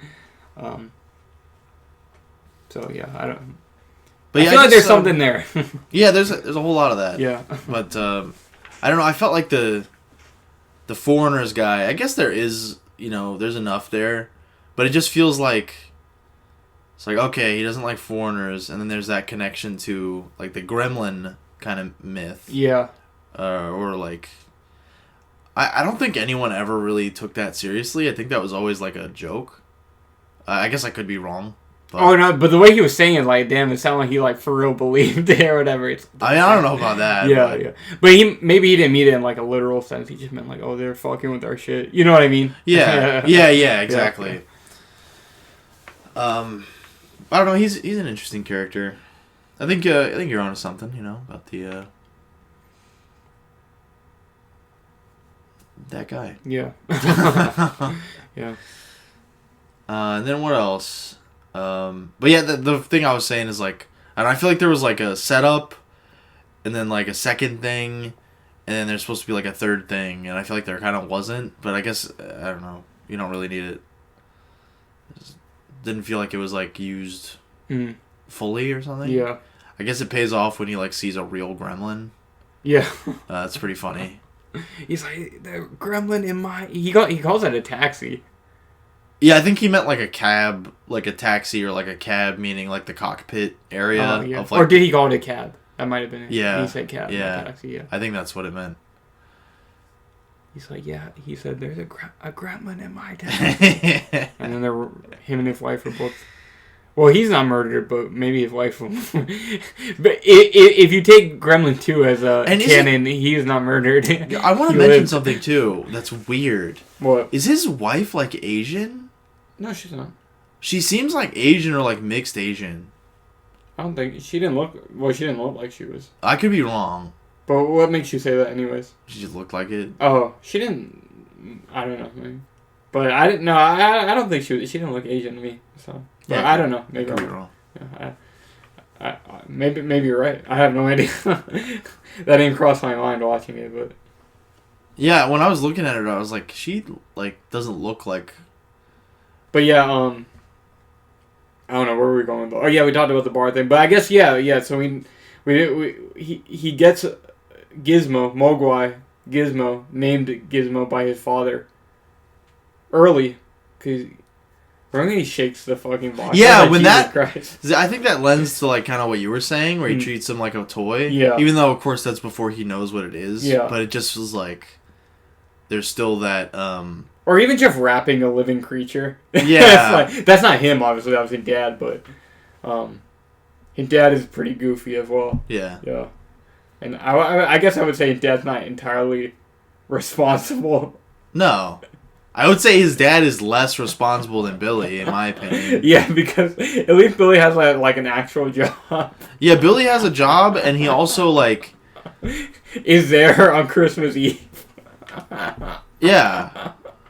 I don't know. And Dad to go to his goofy convention on Christmas. That was funny. That goofy motherfucker. Yeah. But but he said the competition's a little more serious than I thought. Because he says advanced. Oh, advanced, yeah. But he's I don't know. That was really. And there's a weird cut. There's a weird cut. I think it's Billy and Gizmo when they leave the house together. Like Billy, I think what it is Billy takes Gizmo out of the like laundry chute, and then it cuts to the dad standing there for like a minute. I don't remember it. Like I don't remember. Yeah, there's a really weird cut. I guess maybe they felt like it was too harsh. The cut between Gizmo and Billy leaving the house to them being in the street, like walking. So they're like, "Oh, let's intersperse the dad here." But the dad doesn't say anything or do anything. It's not like a full minute actually, but it's like it's like I don't know, maybe 10 or 20 seconds, and the robot's talking, the Forbidden Planet robot. Oh no, I do know what you're talking about. It's later in the movie. It's weird. Yeah. That is a weird part. Why did I mention that? Oh, we were just talking about the dad. Yeah. Briefly, but yeah, he's way more irresponsible to me than Billy because Billy's just kind of like this young person, he's not a kid, but he's a young person. He gets this weird thing like thrust upon him, and maybe you're right. Maybe he doesn't treat it in the with the respect he should. But also the dad is just like forces his way into getting this weird creature and then just like giving it to his son and then fucking off. Like the dad takes no responsibility over buying that weird fucking creature for his son. Really, the blood is all in the dad's hands. I think so. I don't think you can blame her because the kid. Maybe there's something there. I didn't really think about that. Truly, I think he's the most to blame of anyone because he kind of strong arms like. You didn't have to not trick him, but you didn't have to take that kid up on buying it in the back alley, like under the grandpa's nose and stuff. But yeah, it's I think it's the dad's fault. Yeah. No, I was like, oh, is this like all Billy's fault? But when I'm thinking on it now, you're like, no, actually, no, it's probably more the dad to blame, to be honest. Yeah. Because he should know better, Yeah. And the weirdest thing. Because we were talking about how weird the opening is and how kind of inconsistent it is, or like I don't know how strange it is. So we were talking about the dog. Yeah. And the dog is really weird because it's like not even just the bank thing, right? So it's like, oh, it's weird. He keeps him under the desk, and like the old lady wants to murder the dog. Yeah. But later, it kind of serves one purpose. Of being strung up by the Gremlins, and they're like, oh, that mean old lady that wants to kill the dog probably did it, not the Gremlins, and then the dog goes away. With the dad. Movie. That's a weird thing because they use a lot of screen time and energy setting up the old lady and the dog. That's exactly what I'm thinking. Yeah, and then it pays off in the sense of There's a sense of what's the word, dramatic irony. Yeah. Where it's the audience knows that the Gremlins strung up the dog. Yeah. But the fact about the old lady and the dog is keeps that information from the characters for a little longer. Yeah. Not too much longer because it's pretty right after pretty much. They're not even Gremlins yet. They're Mogwais still. They're just the mean Mogwais. Yeah. But yeah, it just serves to keep that information from the characters for a little bit. And it's there's so much setup just for that one little moment. Yeah. And I guess it further characterizes that lady as being a bitch. So when she dies, it's oh yay, the old bitch died. But other than that, it's such a weird amount of setup for the dog and the old lady. Yeah, I agree. Feels wasted. Yeah, it's weird. But I was kind of happy when the dog went away because I didn't like the dog either. Why not? It was just too goofy for me, to be honest. I didn't like him jumping over the desk when you heard the old lady talking about him. Yeah, there was some Air Bud shit. Yeah, exactly. Yeah. I really don't like. That's what I was saying. At the beginning, I was like, "Damn, I don't remember this movie sucking." Yeah, because I don't know. I really didn't like the beginning. Yeah, I liked it in the sense of I like the actors. Yeah, they're fine. Yeah, Like, they're fine. I don't know why. I thought it was charming, like, the first interaction with the girl and the first interaction with the racist neighbor. Mm. And I thought it was charming. I like the actors. But yeah, that whole, like, bank scene and, like, I kind of did think the same thing. I was like, this kind of sucks. But yeah, it gets way better, of course. I agree. It gets way better. So you want to skip to, perhaps, when Billy takes the Gremlins to the teacher? Yeah. So, because we pretty much just explained through our entire conversation what happened. He gets Gizmo. He plays around with Gizmo. He's nice, whatever, blah, blah, blah. Hits him with some light a couple of times. And then Corey Feldman's character. So, yeah, like I was saying, though, I mentioned this earlier. It's like another, I think an element that they showed to make Billy be like, okay, he acts more like a child than like someone his age. It's that like his best friend. We don't know if it's his best friend, but like he comes over and comes to his room. He is in fact friends with the 12-year-old. Yeah. He comes over to his room. He takes his shirt off, and I was like, "Oh, really?" That part, I was like, "What? Like, why? Like, for what reason are you doing this? Like, is he gonna be here this long that you're gonna actually like?" It's like, oh, I have to stay in my work clothes. Like, I gotta change because we're gonna be here for a while. Wait till he leaves, Billy. Yeah, but no, I don't know if you agree or not, but I feel like that was the point of that. Is like, this dude is not like an adult. Yeah. That's what I took from it, anyways. But yeah, like I said, when I was a kid, though, I really didn't see it like that at all. Because in my eyes, I just saw him as like, oh, kind of like a high schooler or something like that. But I'm like, no, he's like, yeah, he's definitely an adult. And he's, for some reason, still, like, in contact with his high school science teacher. Yeah. Which we were mentioning, like, he takes one of the Gremlins there. Yeah, that's not like, for me, I'm like, I see that kind of like Peter bringing, like, the symbiote to, like, Dr. Connors. Even that's, like, in college, but you know what I mean? I feel it's like, who's, like, the smart scientist person I know? You know what I mean? It's like, oh, my high school science teacher. But anyways, yeah, he brings all the Mogwai who are reproduced. Or he just brings he brings one of them. One of them. I apologize. He brings one of them to the teacher. And even though he saw that, clearly they're in pain when they get the water thrown on them. He's like, watch this. See, that's another thing. It's like, you saw what happened and like, but you're like, oh my god, watch this. And you just pour water on another one again, purposefully. That part did come off as like malicious to me. That I agree with. Because you saw, like, he was very clearly in pain, Gizmo, when the water was like on him. He was fucked up. Yeah. That was like a lot more water though. That's true. That's Gizmo. True. But yeah, because we see only one is reproduced here with the drop water. Oh. He only reproduces one other one. Oh, okay. No, so I'm saying I think you're right. Because like, more water would mean more of them. And because you remember when the Gremlin... And like more pain, I mean. Oh, yeah. But I just mean more of them will be born more water. And then when the Gremlin jumps in the pool later, it's like a shit ton of water. That's awesome. Yeah. No, that was really cool. That's awesome. Yeah. The Y. The Y? Go down to the Y. Oh, yeah. The Y. Yeah. The YMCA. The YMCA. For you kids at home. Exactly. Yeah. The YWCA. The Young Christians Men's Athletic Association. Yeah. Exactly. Or something. The YWCA. The Y. My grandma goes to the Y. Really? Yeah. Oh, nice. Do they still have them around? Love you, Grandma. They still exist? Yeah. Oh. I've never been to one. Well, they're badass. You have? No. No. But I like my grandma goes there. I like the village people. I like the village people as well. Anyways. Yeah, he brings them to the teacher. And they torture it. And, they torture it. They draw blood from it. So that's interesting, too, is the scene, we were talking about the scene where they kind of trick him into feeding them after midnight. Mm-hmm. And you know what happens in that part? What? Is that Gizmo refuses to eat the chicken. He does refuse to eat the chicken. So do you think he's a vegan?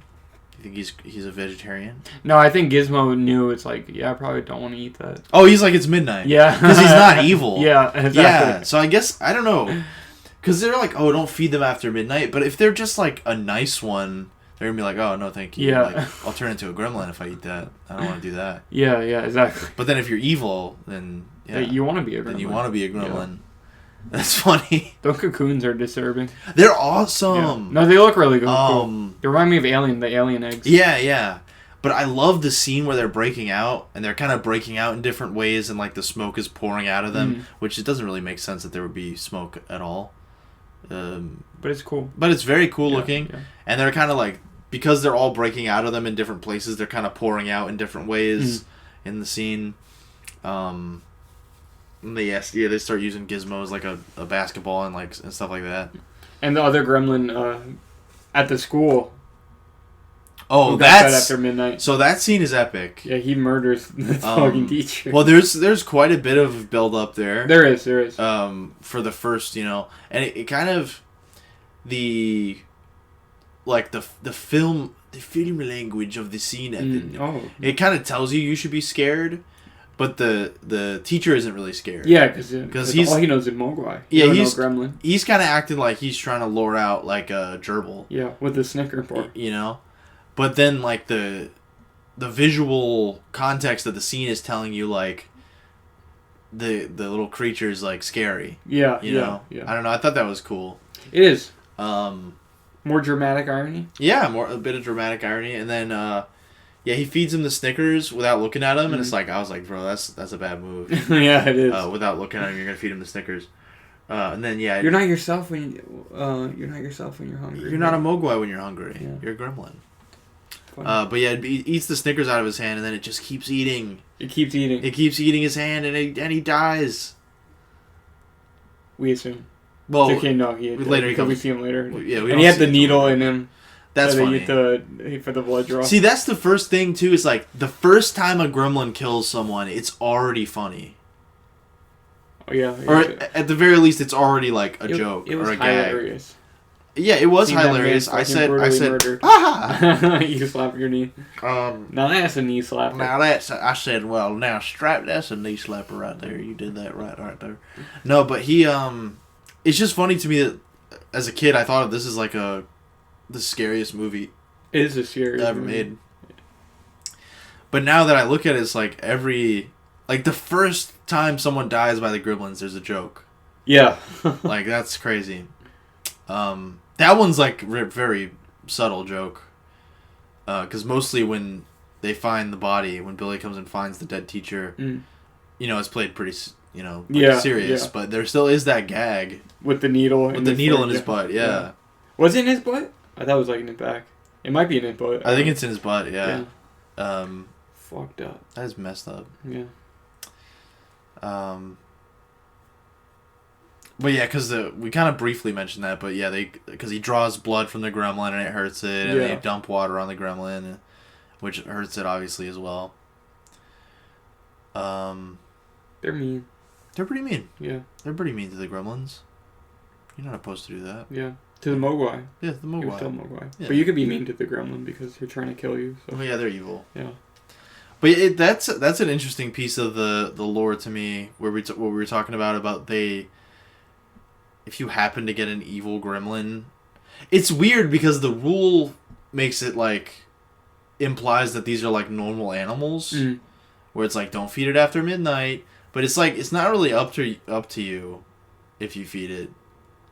What do you mean? Like, it's pretty much at the behest of the gremlins or the Mogwai if they eat after midnight. Because Gizmo's like, oh, no, thank you. It's past 12 o'clock. He should have said 12 o'clock, 12 o'clock. He should have said that. But he didn't say that. But he said, no, thank you. And I feel like ultimately, if they wanted to, the Mogwais, maybe it's like a vampire rule, where it's like they have to be given permission, and like they have to like fairy tale trick you into feeding them. Yeah. But like, I feel like they have the dexterity and the intelligence to just go downstairs and eat something. Yeah. No, definitely. Yeah. You know what I mean? I mean, they were able to tie up a fucking dog. Right? Outside and tie String it up from the second floor. Yeah. So I feel like ultimately, yeah, there must be like a cool vampire rule where you have to physically feed them yourself. Or, I don't know. Gremlins is a flawed fucking movie, and I'm going to cinema sins it. Yeah. No, I mean, there are a lot of, like we mentioned with the 12 o'clock rule that really makes no sense at all, but I feel like the fact that the movie is so cartoony and just a fun watch. It doesn't bother me. You know what I mean? No. If it took itself more seriously, then I'd be like, okay, no, it doesn't work. But the fact that it's very cartoony, I think you're able to be like, okay, that's fine. You know? Yeah, because there's a very particular setup for each rule. Yeah. And like they use them in very specific ways that, you know, they make sense. Mm. But it was just interesting to me that the rules kind of make it seem like they're animals, but they're really smart. Yeah. I don't know, it's just interesting. Because they basically have human intelligence. Yeah, kind of. At least like as smart as like a young child. Yeah. So, I don't know. Cool. So then what happens after that? So the scientist man dies. Do you want to talk about the scene with the mom? Because after he finds the dead teacher, he's like, oh shit. I saw all the eggs in my fucking home because, you know, they ate. And the mom was already going upstairs, right? Yeah, because she heard. So she heard them throwing the darts at Gizmo. So that's I got to mention this. Poor as well. Gizmo, he going through hell in this movie. Yeah, he goes through a lot. And you hate him. I hate him. Yeah, you hate him. I hate Gizmo. Yeah. When did I say that? Well, you say you don't like when he talks. I don't. Yeah, I don't. But I don't hate him. Yeah. I don't really find him cute though. I feel like he's supposed to be like cute, and I was like, I really don't find him cute. I always thought that like their weird monkey jowls. I don't like it. Wait, jowls? Yeah. What is a jowl? It's like well, I might not be using that word correctly, but it's like the weird monkey, like circle-shaped mouth that they have. Oh, okay. You know what I mean? Yeah. I don't like that. No, I don't find him cute. I mean, he's cool. Gizmo's cool, but I don't think he's like, oh, what a cute little guy. Like a little bit, but like sometimes when they zoom up on his face, I'm like, I don't know. No, I'm not. I'm not gonna say he's nasty, but I'm like, he's not cute. He looks like an old man. Yeah. No, I don't like that his weird monkey mouth. Yeah. That's the main thing for me that I don't really find them cute, but they're like kind of cute. Yeah. You know? They're cool. They're no Baby Yoda. They're no Baby Yoda, of course. But yeah. his whole Baby Yoda's whole head is monkey mouth material. That's true. You know. Yeah. But anyways, yeah, that's fucked up. That's fucked up. Yeah, the darts. When the dart part. Yeah, I'm surprised they didn't kill Gizmo earlier. To be honest. That's mean. Well, they never killed him at all, but I mean. Maybe it's because they know deep down that's their dad, their papa. Yeah, I mean, that could be it. They know deep down. That is kind of disturbing too. Yeah, because they're treating Gizmo's their father. They're treating him like this, like little brother that they hate. Yeah. But it's like really their dad.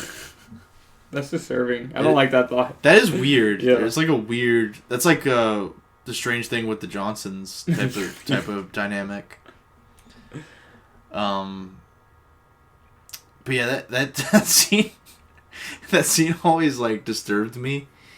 Like the way Gizmo's like on the dartboard, like breathing really heavily, yeah. and he's they're throwing the darts at him.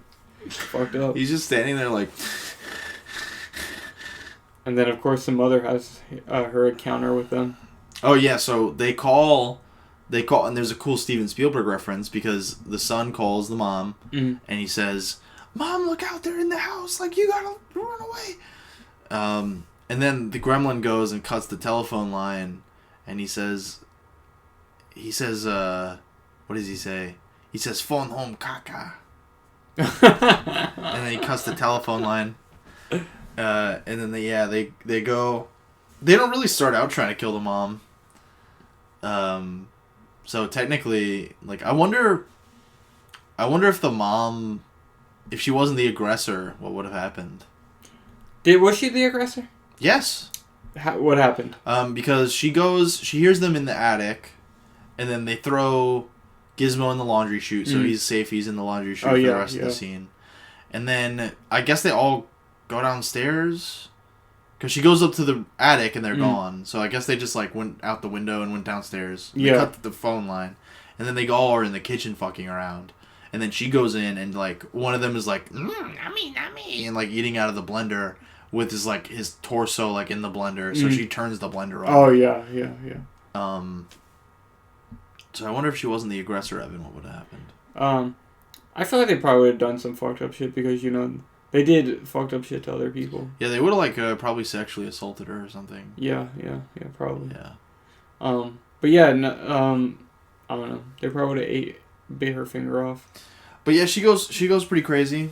Yeah, she goes stupid. She goes hard in the paint. She goes stupid. She gets fucked up too. That big scratch on her face. Oh Hella yeah. painful.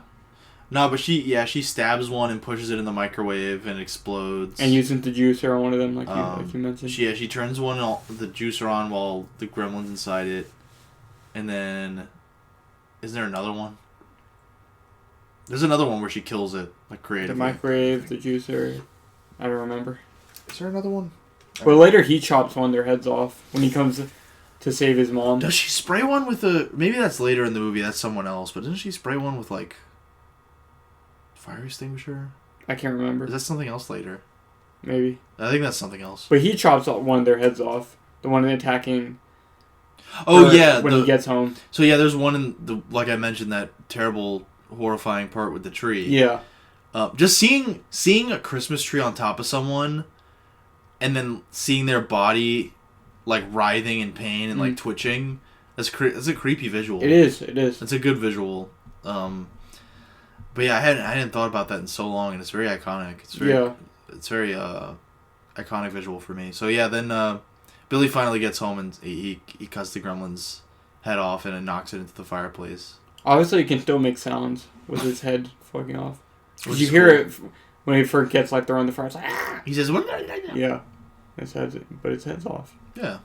So I guess you can still use your vocal cords when your head gets chopped off. Well, who knows what the biology of the gremlins look like? Exactly. Yeah. Well, I mean they can still use their vocal cords. What? The gremlins, they can still use their vocal cords when their head is chopped off. Yeah. So maybe their vocal cords are located in their brain. Yeah. Impossible. Maybe they're just magic critters. They could be. They could be magic. But they most definitely are. There can be at least a little bit element of magic to them. Am I right? Yeah. Yeah, at least a little bit. Thank you. You agree? Yeah. Because movie magic. Yeah, because of Steven Spielberg's, beautiful movie magic that he brought them to life. Exactly. Yeah, thank you. I feel like this was... See, I'm getting completely off topic, but I feel like Spielberg had, like, a string of hits in the 80s that, like, he didn't direct, that he, like, produced. Yeah. Like, this is one of them. But, I don't know, I just wanted to mention them. Like, like Goonies, this. Did he produce Back to the Future? Yes. He did, yeah. Mm-hmm. Back to the Future, fucking Roger Rabbit. Yeah. Yeah, a lot, like, there's a lot where he, his name was, like, as a producer on it. But yeah, like, more so than, like, your average producer. Yeah. Like, he had, like, iconic 80s movies. His name comes up before the Gremlins title. Yeah. Like, really big. Yeah. Right? Yeah, it's like a Steven Spielberg production or produced by it says something like that. Yeah. Like, it doesn't say the director's name or anything. It says, like, Steven Spielberg, and then it says Gremlins. Yeah. No, it's just funny. I feel like there's so many, like, iconic 80s movies that's like, Steven Spielberg produced it. Yeah. Very prolific producer. Yeah. Along with Kathleen Kennedy. Yes. Well, Kathleen Kennedy also produces, yeah. Her name is also on it. But I don't know, so where are we going with this? I don't know, we were just talking about the... Oh, yeah. The scene in the house, in the kitchen. And then the mom kind of fucks off for the rest of the movie, I guess. Yeah. And the rest of them escape. Oh, he takes her to the doctor. Yeah. Then you don't see her again. Yeah, luckily. And the rest of them escape, and then one of them jumps into the pool, and they fucking reproduce like 100 and of them. That's an amazing visual. It is. It looked really cool. Where Stripe goes to the YMCA, and they kind of do this. Was it Stripe who jumped in? Was it? Okay, with Stripe, yeah. It is Stripe because there's like this weird flimsy like through line with Stripe, where I guess it's like they just want to put a face on the group of gremlins. Yeah, as, he's like the leader. main villain. Yeah. Because it's like in part 2 at Mohawk. Oh, is it? Yeah. Oh.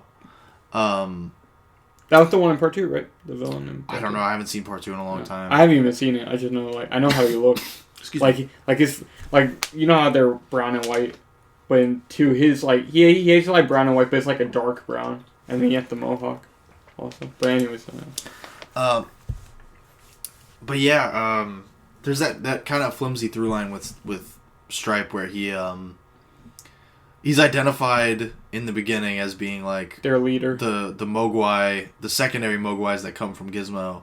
Like, oh, he's the leader. And then he turns into a gremlin, and then he's the one that escapes from the house. Yeah. And then he's the one that survives the great gremlin massacre of the movie theater. And,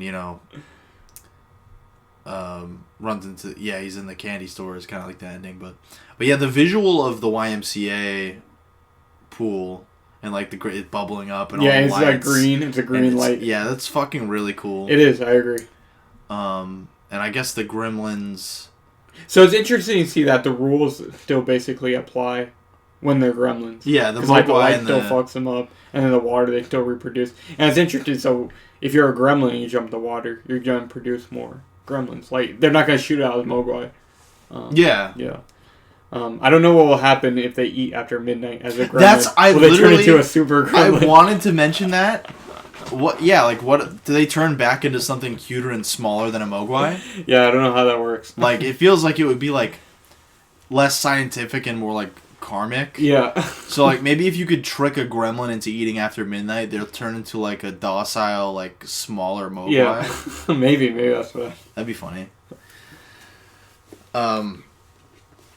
But yeah, it is interesting, like you said, though, because the other two rules definitely apply. Yeah. And the Gremlins, I was about to say, have like an easier time, probably just for the sake of drama and, tension or whatever, but they have an easier time reproducing than the Mogwai getting wet. But it's weird, too, because, like, let's say the Mogwai have never met a person. They're in the forest, in their Oompa Loompa forest. Okay. And they're like, okay, well, I'm getting old. Like, I need to have some kids. Do they just, like, dunk their head in water and, like, scream? Yeah. And then, like, the babies shoot out? That's what happens. That's such a weird thing. But maybe... Well, I don't know. So it's like, are they always going to be evil in that sense? Maybe they do reproduce in a normal way, and then they'll have a normal, not evil... Like, they can reproduce asexually and sexually? Yeah. I don't like the idea that the gremlins can fuck each other. Well, me either, but it's like... It doesn't make sense, because if you have a water baby, they're going to be evil. But Gizmo's not evil, so he couldn't have been produced that way. Well, you don't know if it's the water. Maybe it's because Gizmo wasn't ready to have children that they were evil. Maybe. Like, maybe... There are too many questions. There's a lot of questions. Yeah. I think, and I'm not like, trying to nitpick or anything. I just think, they're interesting rules. Yeah, no, I agree. So, I wonder in the rainforest, like, on a rainy night, would Gizmo, like, if he was ready naturally to, like, he's like, okay, it's my time to be a mother.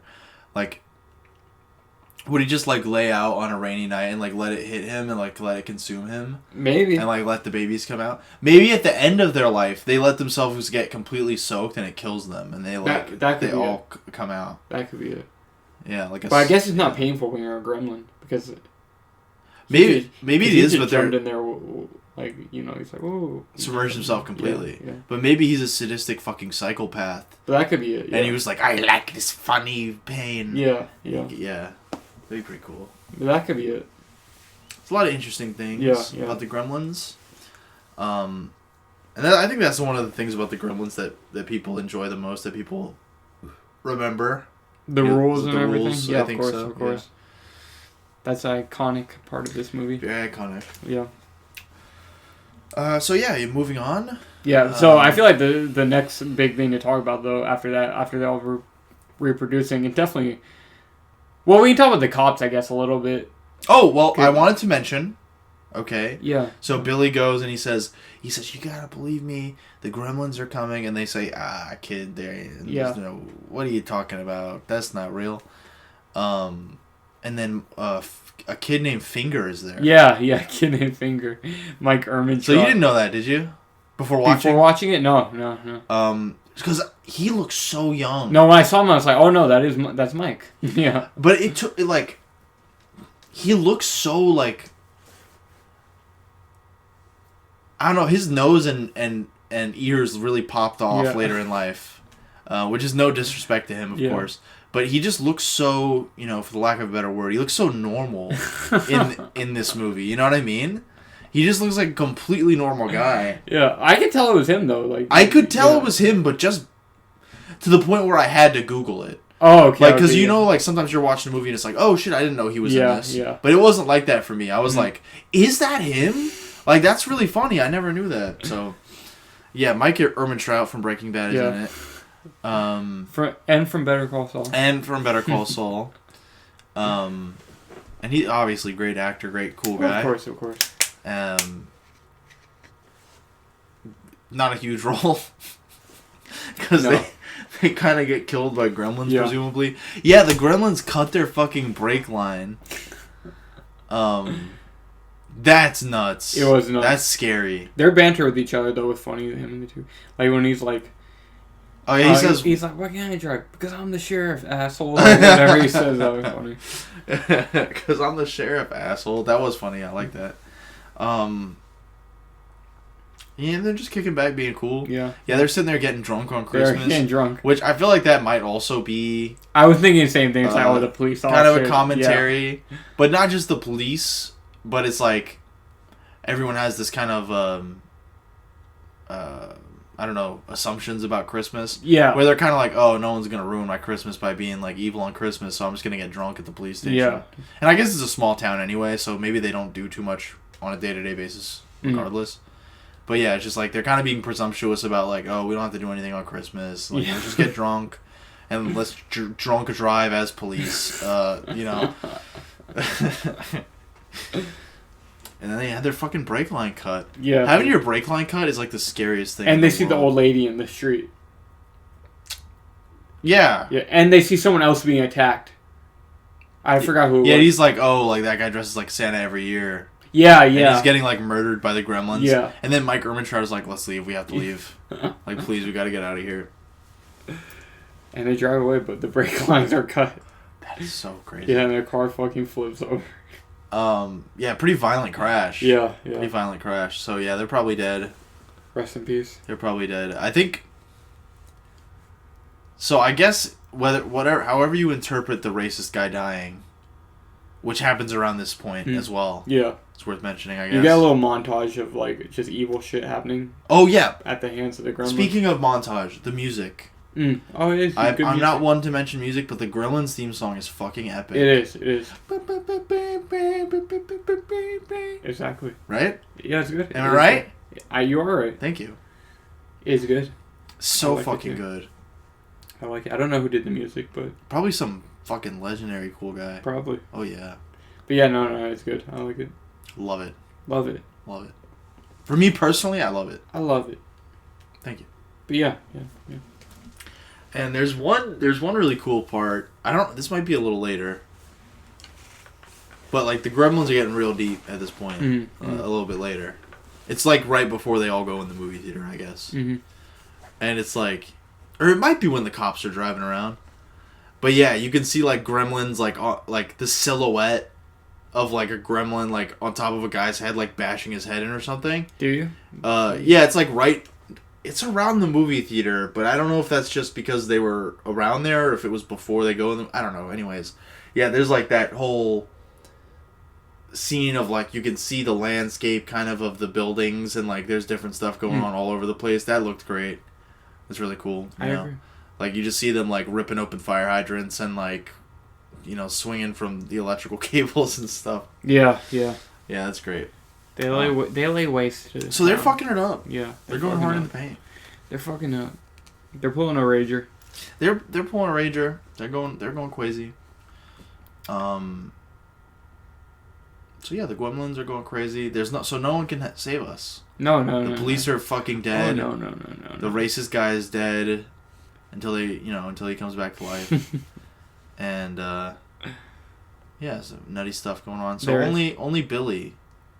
And Kate. And his traumatized girlfriend, yes. Yeah. Who tells him earlier that she hates Christmas. Well, that's not really later. That's around this time. Oh, did I say later? I meant earlier. Sorry. I don't...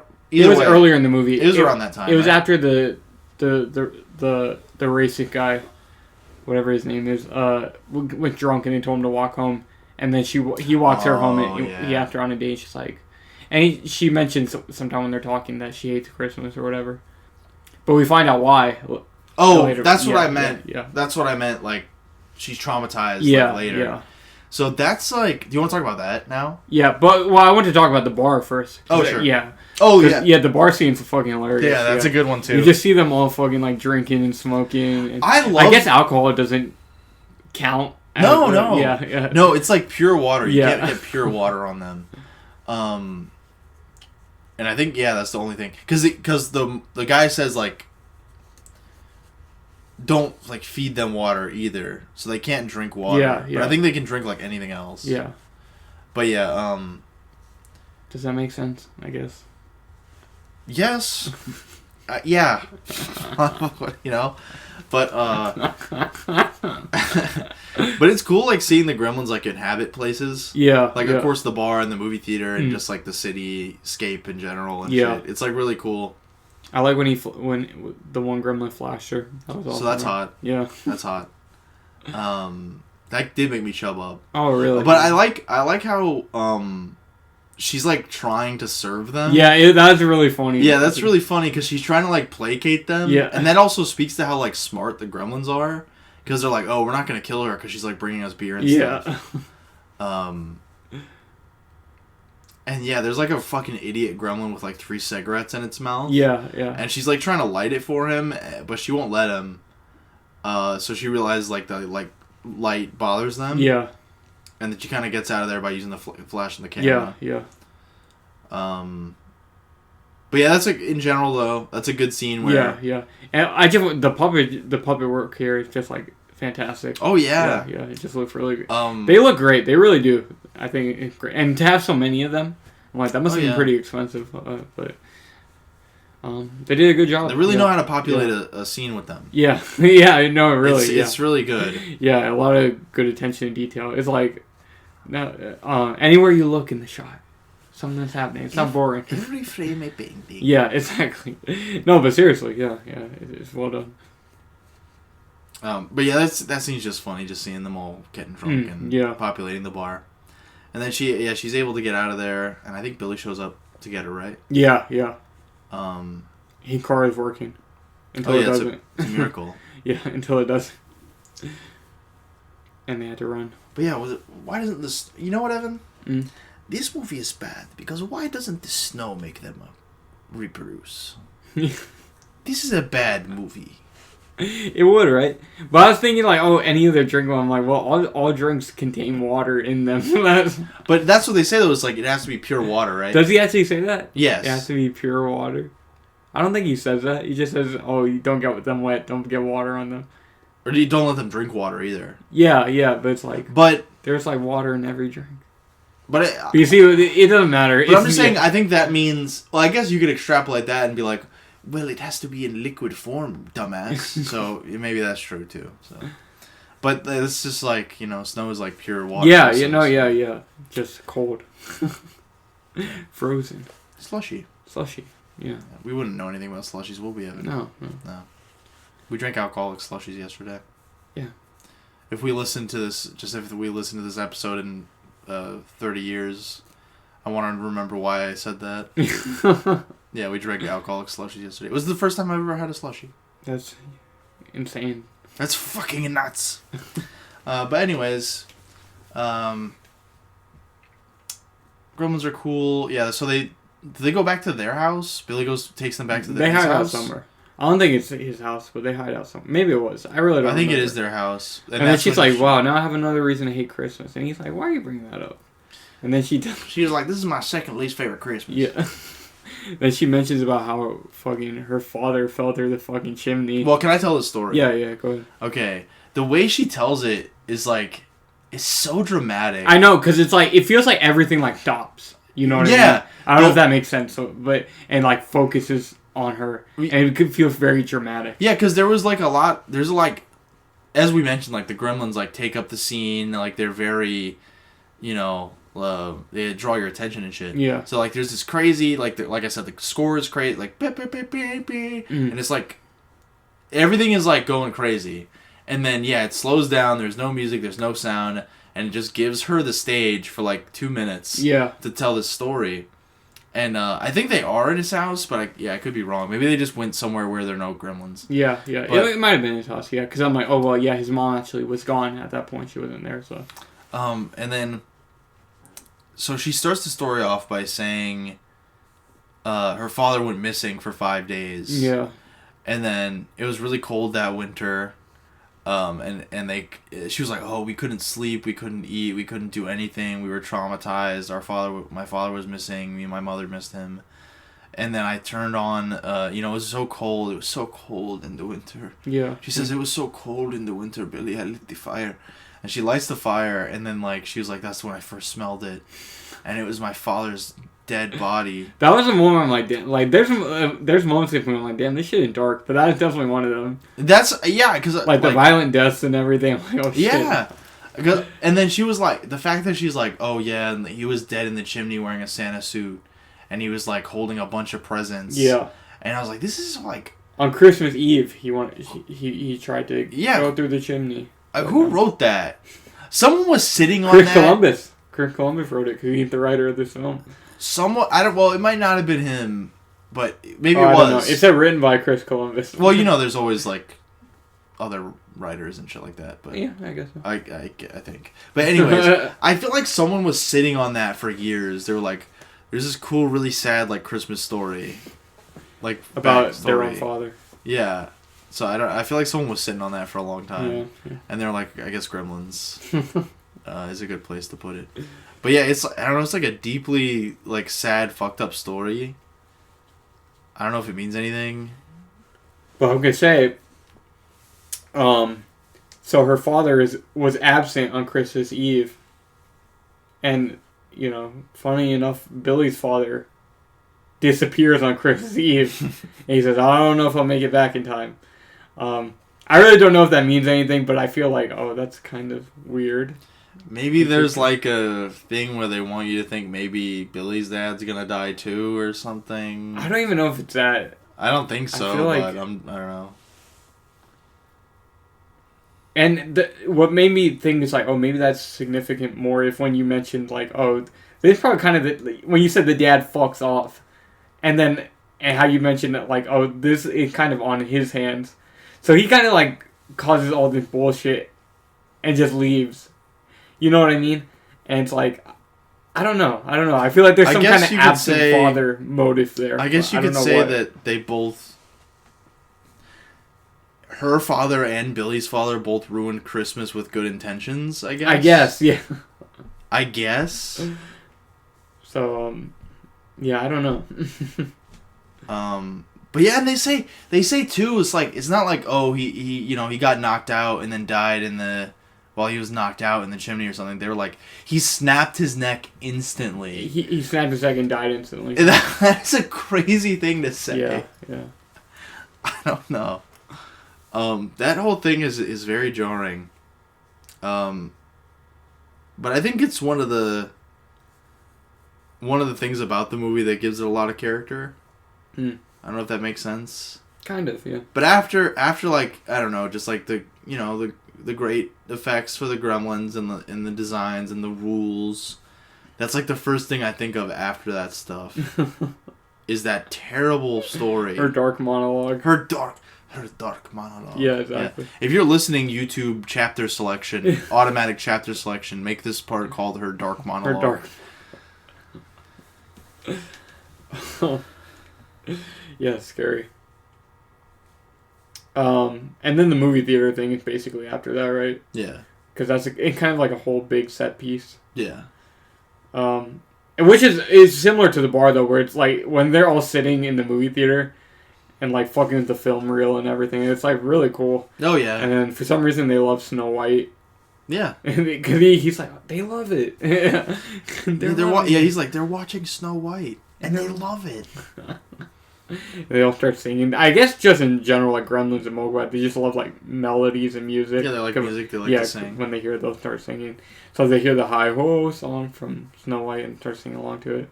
But this goofy, like seeing them all eat the popcorn and the candy and shit. Yeah, they all have like glasses on and stuff, and their cocks out and their gut hanging out and everything. Yeah. And they're like, oh no, that was earlier actually when one of them is like pressing the beer thing and letting it pour in his mouth. I'm thinking it was soda, but no, it's earlier. And it looked like he had a bigger gut also. I don't know if you noticed that, the one having the big... Inflation gremlin. Yeah. I don't know what... But they, like, set fire to the movie house Billy. I don't know what gas that is, but he, like... It's cool gas. He, like, does something with the pipes and, like, lets out some fucking gas that...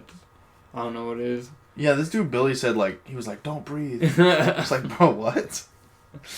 He sets the movie house on fire and they are all lit on fire. But, you know, of course, Stripe smelt the candy across the street and he gets away, conveniently enough. Yeah, that's a weird thing. Like, the leader leaves alone. Yeah.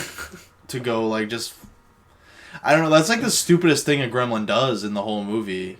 I mean, it saves him, I guess. Yeah. For the time being, but, like... It just seems like a weird thing. For...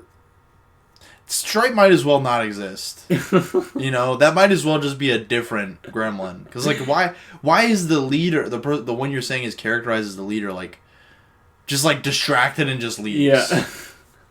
You know? I mean, I guess they ran out of food, but, like... Well, yeah, the popcorn thing was, like, empty. Yeah. Yeah, so... Maybe that's it. Maybe you want to bring them all more food. What a nice guy. Yeah, but... As he sees them all fucking die. That was like his Star Wars moment. Yeah. Where like Aunt Beru and Uncle Owen died. You could tell that devastated him. He was like, damn. That was fucked up. It was fucked up. Yeah. He just genocided him. And those were all his kids. They were, yeah. That's fucked up. Yeah. It was, I agree. I like the final showdown in the candy store. Or toy store. It might be a toy store. I think it's more of like a toy store. Yeah. But it just had a candy sign in the window. Candy sign, yeah. It's like a toy store. Gizmo driving around Gizmo's the car. little car chase is badass. And he's thinking about the Clark Gable movie. Yeah. Yeah, that's badass. I forgot he's like, I forgot he said something, he's like... He says, skirt, skirt. No, the line from the movie, because you hear the callback. It's like in Gizmo's head. Oh, I don't know. It's like, oh, you need like a stud like me to drive a car. It's something like that. I forgot. It was something funny though. It's badass. Yeah. And you see him driving the little toy car. That's iconic to me too. Yeah, it is. Gizmo cutting the wheel, you know? Yeah. And Stripe is fucking up Billy. Oh, yeah. He stabs him with like the fucking arrow and My dude had a gun! He did have a gun. There's like, I don't think it was Stripe at first. One of them had like a ski mask and a gun in the bar. Yeah. Which I was like, I don't remember this. Like, I don't remember the Gremlins using guns. Yeah.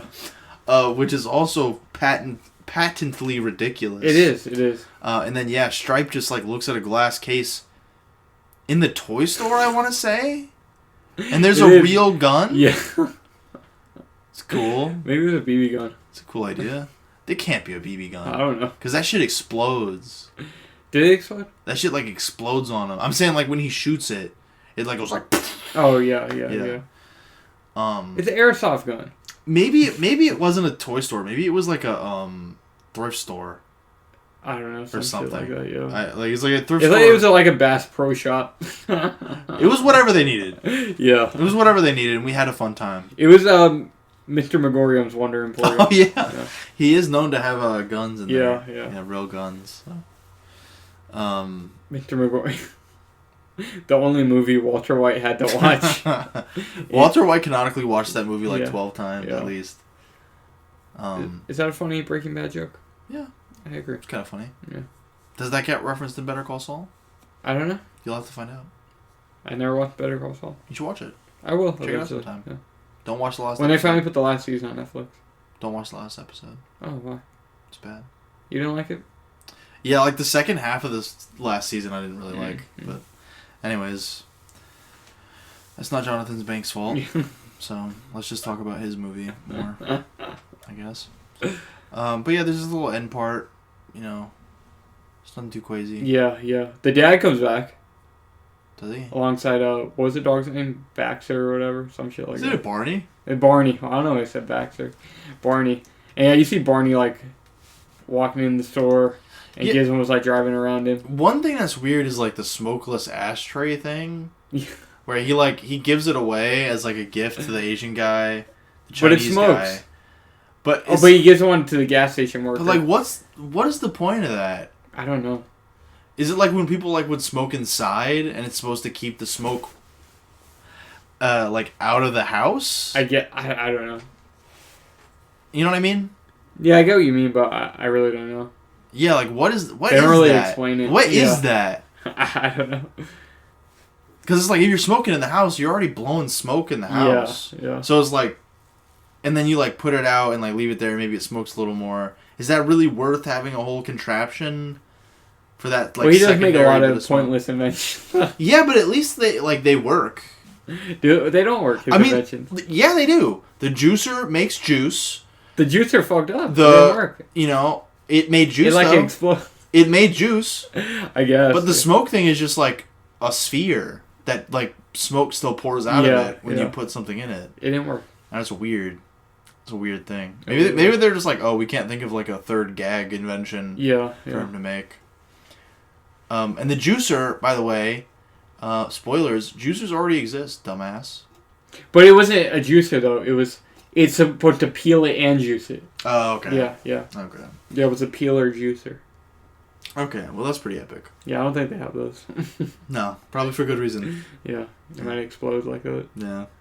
I liked how it was like so ridiculous the amount of shit that I'm like that was a that was not an orange worth of juice when it exploded.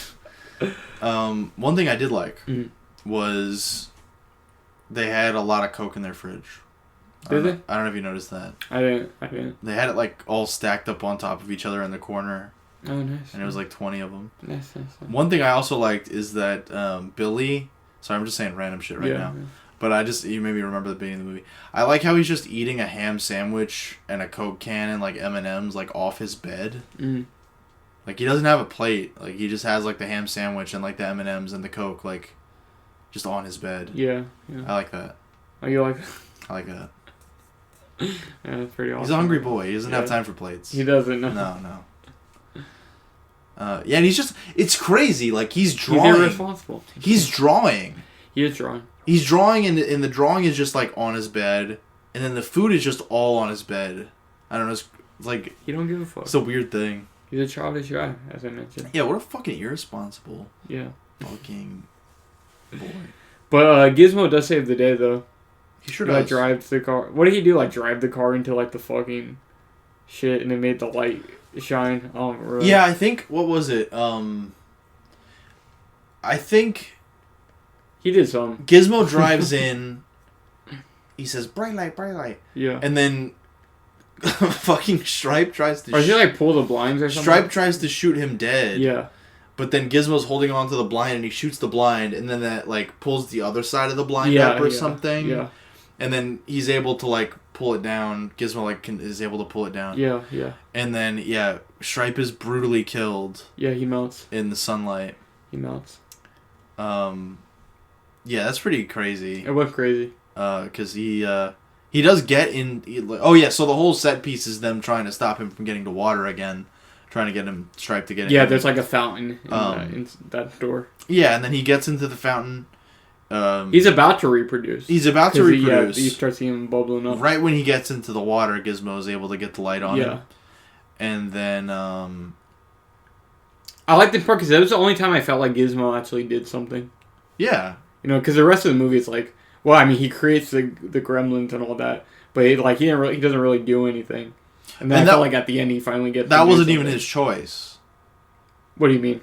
Like, it wasn't his choice to create the gremlins or anything. Oh, yeah. But he actually gets to, like, have some agency. Yeah, exactly. As a character. Yeah. So that's nice for, he's a strong monster character. Yeah. No, I like that better than it was, like, instead of it being, like, Billy, like, fucking killing Stripe or whatever. Yeah. I'm glad that, Yeah, because, I mean, like, ultimately, Jesus Christ. What?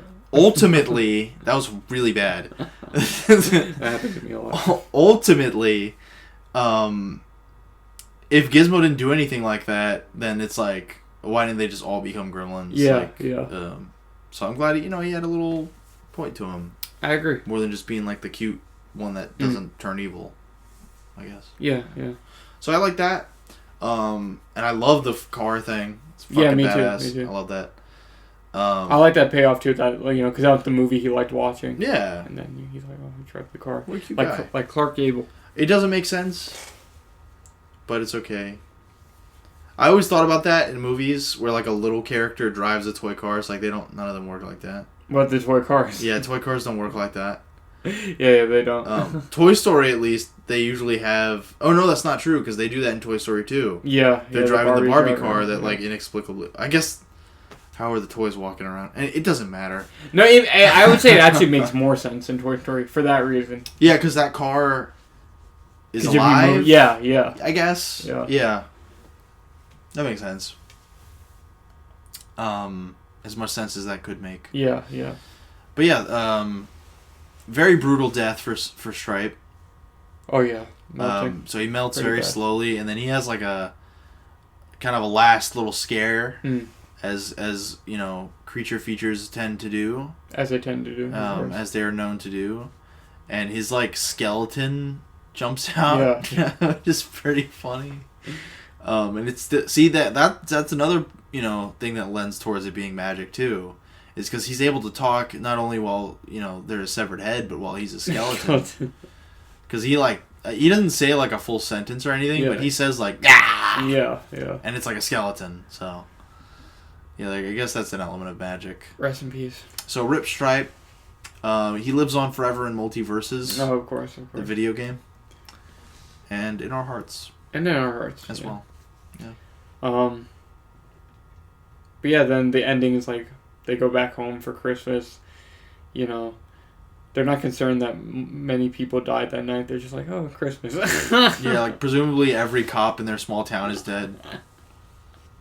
No guilt or remorse. No remorse for their evil fucking actions. And then the Chinese guy shows up and he's like, I guess he got word of all the shit that went down, so he knew. Well, yeah, because they were on Christmas, they were watching the news. Yeah. And the news was like, could this be real? These stories of these little green men? And then, yeah, the Chinese guy shows up. Yeah, and you hear the radio guy throughout the movie, too. Because they set him up, too, in the beginning, and I was like, I don't remember that. Because they have the billboard for him, where it's like Indiana Jones. Yeah. So he comes back a couple times. Yeah. Because in the background, too, that's another thing that's like, there's a few things that are like, okay, this is very Gremlins 2. You can kind of, Looney Tunes-y, where, like, that was more of a factor in, the second one. But the background thing of, like, his studio being, like, ransacked by the Gremlins, like, and you hear it all play out over the radio, that's really funny. Yeah. I agree with you, Dylan. So, and it's crazy that people on the news are like, could these little green men be... When they heard, like, a man be attacked by the Gremlins live on the radio in that town. It was a hoax. It was a hoax. Yeah. Yeah, because, doesn't he say, like... The actual radio guy, he's like, fuck this Orson Welles bullshit. Yeah, he does say that. He did say that. That was pretty funny. But yeah, at the end, the Asian man shows up. He says, give me my thing back. Yeah, he says, you're not ready. Yeah. You're not ready. But then... Gizmo says, and he's like, he has something to say to you. Yeah. And then he takes Gizmo out and he says, bye, Billy. Yeah, he does say that. And then he says, maybe one day you will be ready. Maybe one day you will be ready. That's nice. Yeah. It's like, I like the ending because it's like, I feel like usually the ending would be like, oh, he gets, like, they'll be happy now they're happy together forever. But it's like, no, you fucked up. You're not ready. You really are not ready for this. You don't. So it's not exactly a happy ending, in a very traditional sense, at least. I mean, it's happy that they got rid of the Gremlins. The problem is gone, but he doesn't get to keep Gizmo or anything. You know what I mean? Yeah. So. That's kind of like the element of the happy ending that you would expect. Yeah. So yeah, I guess I agree with you. There's an element of, you're irresponsible. Yeah.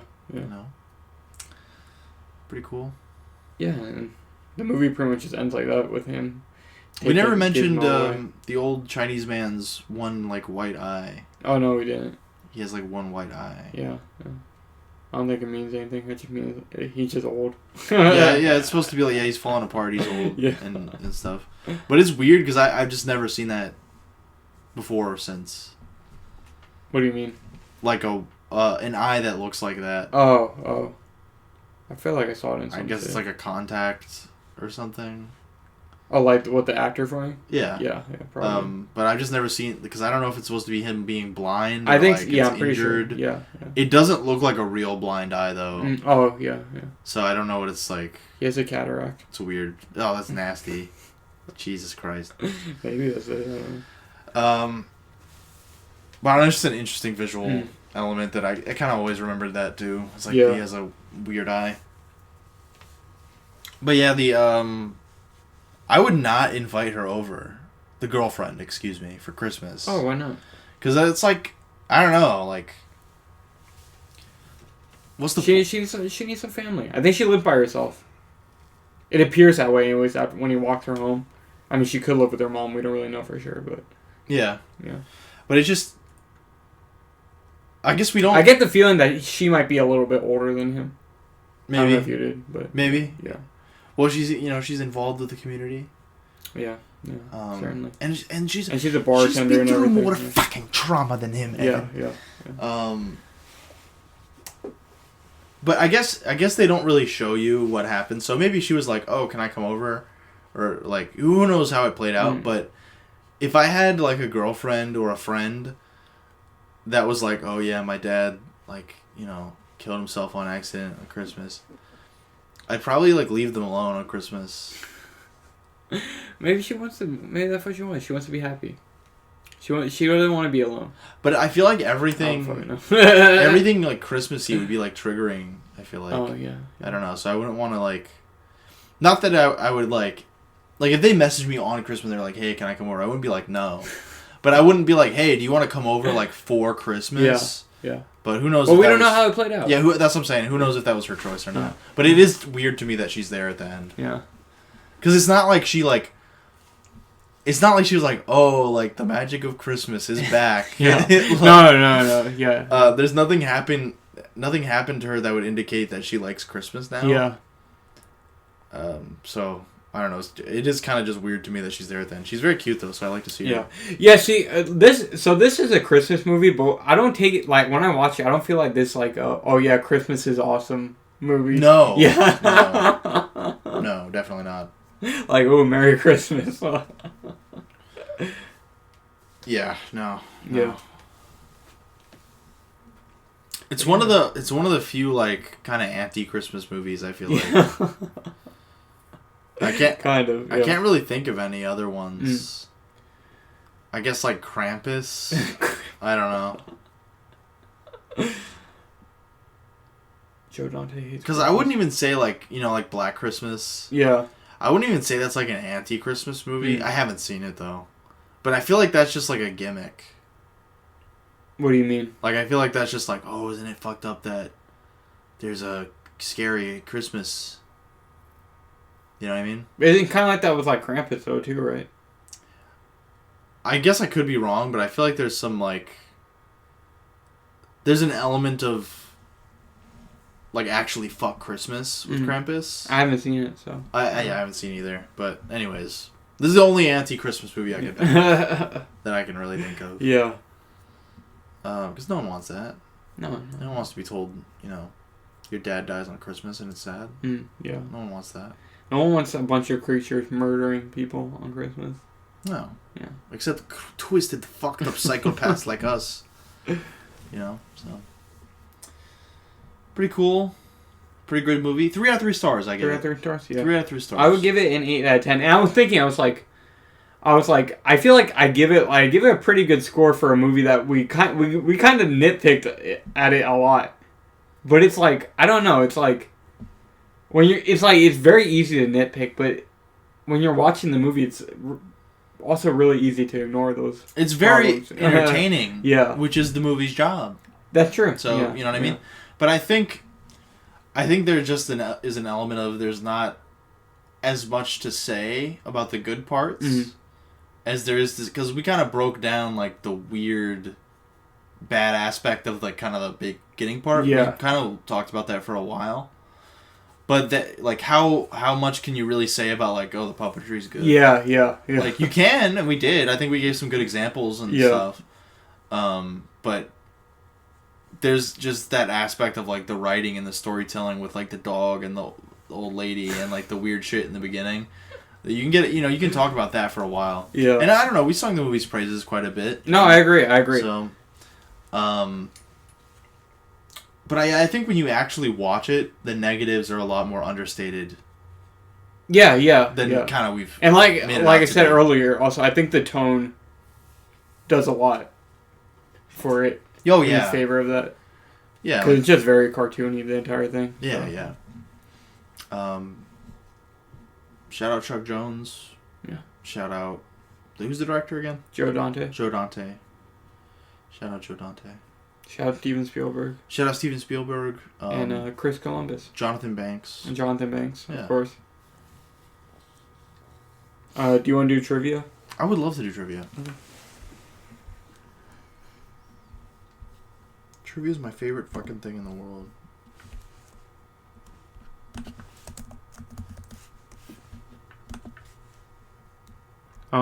The first piece of trivia is pretty interesting because it's funny. I mentioned this earlier, so you want to read this one? Oh yeah, the set for Kingston Falls is the same one used for Back to the Future. Both movies were filmed on the Universal Studios backlot. Yeah, when I saw how the set looked, that was the first thing I thought was Back to the Future. So I actually thought about that because I remember I've heard stories about. I don't think they do it anymore, but they used to do a tour of the Universal Studios backlot. And I was thinking, when I was watching this earlier, is this one of those movies? Because they'll point out, like, oh, like, that's the Back to the Future clock tower. That's I have no idea. That's, like, something from Jaws or something. I really don't know. Where they'll point out which buildings were used for what. And I was thinking, was Gremlins one of those? But then there's That's the movie theater that burned down. Yeah, that's the movie theater that burns down. And I presume that's the same exact movie theater from Back to the Future, right? Probably. Maybe. Yeah, the one that's like, for sure. You know what I mean? It's like the porno theater when he goes to the Biff feature, shit like that. But yeah, it looks like, I don't know what they did, like if it was a matte painting or something, but there's that one shot in the beginning of Gremlins where they kind of pan out. I think it's right before the title. And they kind of pan out and they show like the whole back lot, like kind of the square, the city square. And then there's, like, a lot of buildings behind it, like, in the background. And I was like, oh, maybe this is a different setup or a different place or, like, a real place. Because I assumed it was a backlot, but then I saw that. So maybe that was a matte painting or something. I don't know. But, yeah, that is interesting. I agree. Cool. Very cool. This is funny because you were kind of mentioning this about, like, how, like... did Stripe even need to exist, or if Gizmo didn't do anything, would there even be a point of him not having become a gremlin? Well, originally, Stripe and Gizmo were the same character. The change when executive producer Steven Spielberg insisted one that Gremlins be a good guy, with whom the audience could identify. Director Joe Dante expresses that the decision was the reason why the film is fondly remembered. I agree with that. I think without Gizmo, this movie would be not as good. I feel like it would still be good. I think it would still be good and entertaining, for sure. Yeah. But I don't think it would be like... I don't think they would sell Gremlin shirts at Hot Topic if Gizmo didn't exist. Yeah, I guess so. Yeah. You know? You still have Stripe, though. But then you would still have Stripe. Yeah. Nah, Stripe sucks. Well, only one of them made it to multiverses, so... Just saying. One of the studio notes to director Joe Dante and producer Steven Spielberg on seeing the first cut was that there were too many gremlins. Spielberg suggested cutting them all out and calling the movie People. What a funny guy. What a funny guy. Right. Man, fuck the studio notes. Yeah. Steven Spielberg is epic. I agree. The next one's lame. Who cares? That's probably not even true. I think it probably is, but I don't know. There's like 200 and something pieces of trivia. So there's a lot of since we talked about it, I kind of want to mention it. It just says Mogwai means like demon in Chinese. In Cantonese. Cantonese, dirty knees. Look at these. Funny. Anyways, there's a lot of things on that on IMDb though. It's high up, so it might be true. Like on IMDb trivia, people vote for like how accurate or interesting it is. There's a lot of those that are like just fake. Yeah, like people will write like, "Oh, Marty McFly means backwards in Chinese." Means Barty McBloston. It means Barty McBloston in Bartonese. Exactly. No, people will just write like translation lies as like trivias on IMDb. So. Well, you know what? I'm not gonna verify it. So. Well, yeah. Who cares? We shouldn't have even acknowledged it. Do you want to read this one? Sure. The Santa speech proved to be controversial, and studio executives insisted upon its removal because they felt it was too ambiguous as to whether it was supposed to be funny or sad. Director Joe Dante, however, stubbornly refused to take the scene out, saying it represented this movie as a whole, which had a combination of horrific and comedic elements. Executive producer Steven Spielberg did not like the scene, but despite his creative control, he viewed this movie as Dante's project and allowed him to leave it in. That's badass. Thank you, Steven Spielberg is a cool fucking guy, apparently, and I appreciate Joe Dante. I appreciate that. Is some visionary shit. It is. Yeah, I like that. Letting her talk about how her dad died. Oh yeah, I forgot. We didn't even mention that at the end. She's like, "That's when I found out Santa isn't real." Oh yeah, we didn't even mention that. That was okay. So I didn't think that whole scene because they said like in that little fact. They couldn't tell if it was supposed to be a comedic or serious scene. That does make it. That kind of has like a punchline. It has a little tag of humor at the end. Yeah, it's like a. But I think if that happened to you IRL, that would be like a funny, cute little thing to say. No. To kind of like lessen the blow of like dumping that on someone. Oh, you're saying it would be okay. Yeah, like if you were like telling that story and you're like, that's also I like realized Santa was real. Like that feels like a real thing. Yeah. That you might say to kind of like soften the blow of telling that whole story. But yeah, that's very interesting. I'm not surprised. But I do find that very interesting because that's one of the biggest thing that sticks out about this movie too. Like I said, dark humor. I like a bit of a dark, twisted sensibility. Zach Galligan, of course, the actor for Billy, recounted in an interview that when the movie was made, there was no CGI, so all the gremlins were animatronics, each costing between 30 to 40,000. Jesus. What? Apparently, when everyone left the lot for the day, security would have everyone open the trunks of their car to make sure they weren't stolen. Well, that makes sense why they look so good. Well, I guess the animatron... I think that's worded maybe a little wrong. It says, so all of the gremlins were animatronics. I don't think that's right. I think maybe what that means is, like, the complicated ones are animatronics. And I'm sure a lot of the background ones are puppets. Yeah. I don't know. Because there's no way that there was, like... $240,000 animatronic gremlins. There's no way. I don't know. Well, how much is that? A lot. Well, the movie, I assume, probably had a budget of multiple millions. So when you think about it like that, it's like, that probably only adds up to... But it's just like, it's just a clumsy amount of animatronic gremlins to have as a studio. You know what I mean? They're probably all floating around somewhere now, on the internet. Yeah, I doubt there was like... I doubt they were all animatronics. I'm pretty sure. Yeah, I have no idea. Yeah, I think a lot of them were probably puppets. An earlier attempt to have monkeys play the gremlins was abandoned because the test monkey panicked when made to wear a gremlin head. Yeah, that's... I'm not surprised. I'm glad they didn't use monkeys. That would have been funny, right? No. That could have been bad. If you had like 200 fucking monkeys all at once. Yeah, and what if they start going wild? And you have to teach them to be wild. You'd have a real gremlin.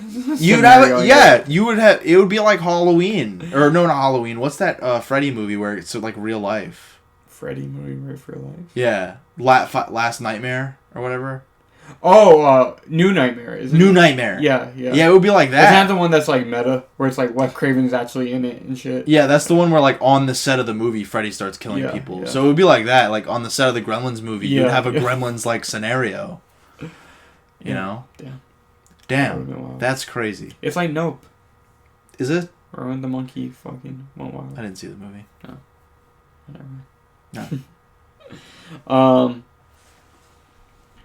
No. Little to no actual dialogue for the Gremlins and Mogwai exist in the script. In addition to several instances of on-set rewrite changing, adding much to the script, the voiceover for mostly ad-libs, repeating snippets of just performed dialogue or in reaction to other sound effects in the environment. To this end, Howie Mandel... Oh, I forgot Howie Mandel plays fucking Gizmo. That is nuts! Yeah. To this end, Howie Mandel recorded Gizmo's line phonetically for foreign dubs of the movie, where localized dialogue and in-jokes help make this movie more successful with audiences worldwide. Interesting. Howie Mandel, Gizmo. Yeah. Huh. I forgot about that. Bright light. Do you want to read the next one? Sure. At least one of Phoebe Cates' screams in the scene at Dory's Tavern is genuine. I was going to do a joke, but I couldn't pull his name. What's the director's name? Joe Dante. Director Joe Dante pulled out his penis in full view of her in the bar scene. An enormous cockroach crawled out in front of her during one take. That's why she screamed. That feels fake. JK. For real. It's less like sounds fake. It's more like I don't care. Don't care. She was like, ah. She said, real monsters. Yeah, that does sound fake though. It's like maybe that did happen, but like they didn't use that take. Yeah. Like, and it's people just lie about it. I don't know. Who cares? Look at the next one. You mentioned this at the beginning. This movie and Indiana Jones and the Temple of Doom are credited with inspiring the MPAA to create the PG-13 rating. Many felt these movies were too violent for a PG rating, but not violent enough for an R. I agree with that. But I don't know if it's really the violence for me for Gremlins. Maybe it is. I would say so. It's like the story about the dad dying. That's pretty that's PG-13-y. part of it too, yeah. But like, yeah, I guess I don't know. A lot of the tension is more scary than the actual violence. There's not a lot of like blood or like real violence. Like the way they eject the old lady out of the window is pretty cartoony. But I guess that would kill an old lady. Right? Yeah. I don't know. But either way, yeah, it's a good call, MPAA. It is. It was released on the same day as Ghostbusters, 1984. Ghostbusters. This was a stacked year for movies. It was a stacked year, wasn't it? Ghostbusters, Gremlins, and Beverly Hills Cop. And Beverly Hills Cop. Did that come out in 84? I think so. Yeah. And I thought you were going to say Temple of Doom. Yep. And Temple of Doom. Yeah.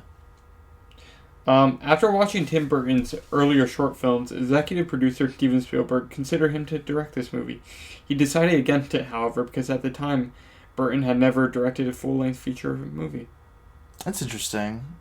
Yeah, I don't think he would have worked. I think you could have, honestly. I think he could have, because it's like this could be a little more like Pee-wee. I would say he had a Pee-wee Big Adventure to go make though.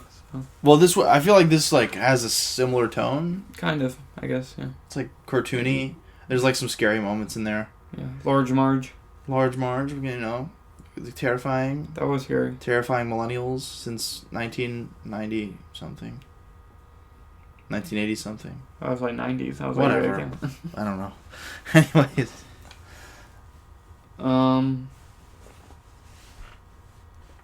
Chris Columbus' script went through a few drafts before shooting script Jesus was finalized. Sorry, I read ahead. Jesus Christ. His original version had the Gremlins killing the dog and cutting off the mom's head and tossing it down the stairs.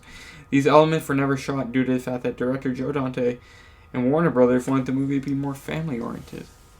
Okay. Jesus Christ. Okay.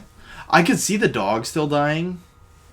That's why they got rid of the dog. They're like, we're not gonna. What's he gonna do? Yeah. What's he gonna do? Yeah, because he was just there to die. Yeah, I was like, he has to either be there to die, or not be there at all. Or just like stay out of the way. Yeah. For the Gremlins. But yeah, the mom. I would like to see the mom get her head cut off. That would be cool. Yeah. Yeah, because she also just disappears. After that feels like like they were originally in the script for those reasons, and then they just were like, oh, never mind. Yeah. Damn. That makes it sound a little worse to me. Because we don't know what to do with her now because she lived and said so She just disappeared. Well, she still had. I think she still had. That scene with her fighting the Gremlins was no, it's good. No, movie. I'm not saying the scene is bad or anything, but after that, they're just like, okay, bye, Mom. Bye, Mom. Yeah, and you never see her again. Well, you see her at the ending, but besides that. Yeah. The Gizmo puppets were particularly frustrating because they were smaller and thus broke down more. Consequently, to satisfy the crew, a scene was included in which the Gremlins hang Gizmo on the wall and throw darts on him. This was included on a list that the crew created, known to them as the horrible thing to do to Gizmo list. Well, that kind of makes sense because a lot of bad things do happen in these movies. Yeah, it was funny. What do they say? What do they say when they like dunk him in the laundry chute? I don't remember. The Gremlins say something. They're like "caca Gizmo" or something. Yeah. That was pretty funny. They say, Yippee-ki-yay. They say, "Fuck you, Dad." And they dunk him in the laundry chute.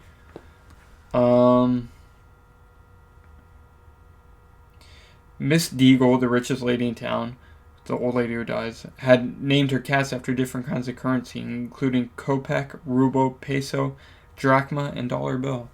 Yeah, I guess I didn't really notice that. With money. I didn't really notice that. But when she called one of the cats Dollar Bill, and I was like, "Bitch, what are you talking about, crazy old bitch?" Cool names, right? Yeah. Do you want to read this one? Sure. Executive producer Steven Spielberg had a great working relationship with screenwriter Chris Columbus on this movie. And he produces the next two movies Columbus scripted, The Goonies, based on an idea Spielberg had, and Young Sherlock Holmes, which was Columbus' idea. Altogether, 3 years was spent working on those three movies together. Epic. Cool. I didn't know Chris Columbus scripted The Goonies. Oh, that's interesting. Well, who directed The Goonies? I can't even think. Ari Aster. Yeah, it was Ari Aster. I'm like, why can't I think of it right now? Let me look really quick. It was... Oh, Richard Donner. Oh. Yeah. Goonies, that'd be fun to do one day. Yeah, Great movie. We should. Great movie. Classic movie. Classic movie. I have a lot of history with that movie. So. I associate The Goonies very much with the like around the time we first met. Yeah. Because it used to be a big Goonies fan. Well, you still are.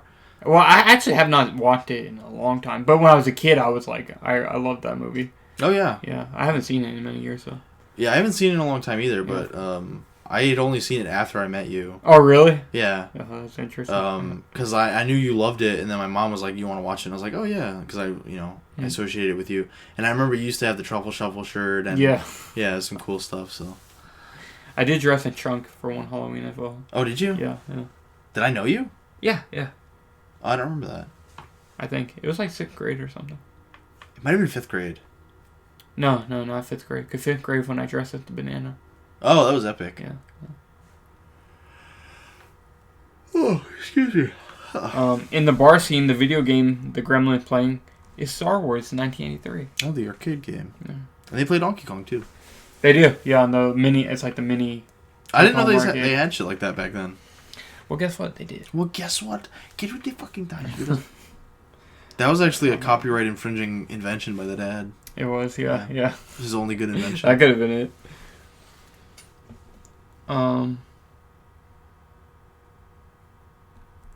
The film opened against Ghostbusters 1984, as we mentioned.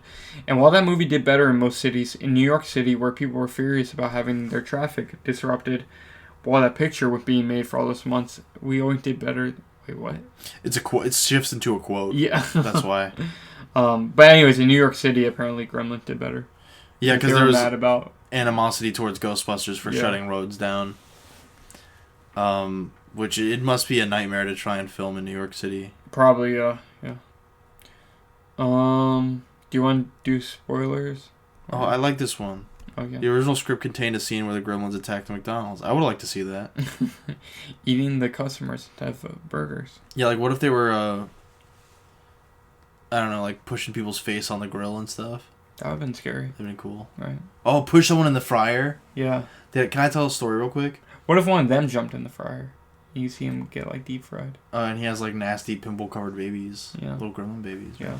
No, that wouldn't work. No, I'm saying he just gets deep fried. I think he dies that way. You see like a deep fried gremlin. I would not be surprised if that happens in Gremlins 2. Oh, well. I would not be surprised. Everything happens in Gremlins 2. Because there is a kitchen set where they go crazy on. Well, it's like in a hotel, right? No, it's like the World Trade Center, basically. Oh, I thought it was like in a hotel. Well, it's not like the world. I don't know if the World Trade Center is like that, but it's like hotel, businesses, offices, apartments, restaurants. There's like movie, like TV sets, like studio sets. Richard Moulton is there, right? Is that his name? I don't know who that is. Oh, he's a movie reviewer. Richard Moulton. He's our forefather. Oh. Yeah. No. We are the new Roper and Ebert. Roper? No, not Roper. No, Roper was the guy who Fuck took over. that guy. Yeah, he's the one who took over for Siskel. Siskel and Ebert. Yeah. Yeah, I fuck with Siskel and Ebert. Yeah. Yeah, they're cool. But fuck Roper. He's a half a man. He's a fucking hack. He's half a man.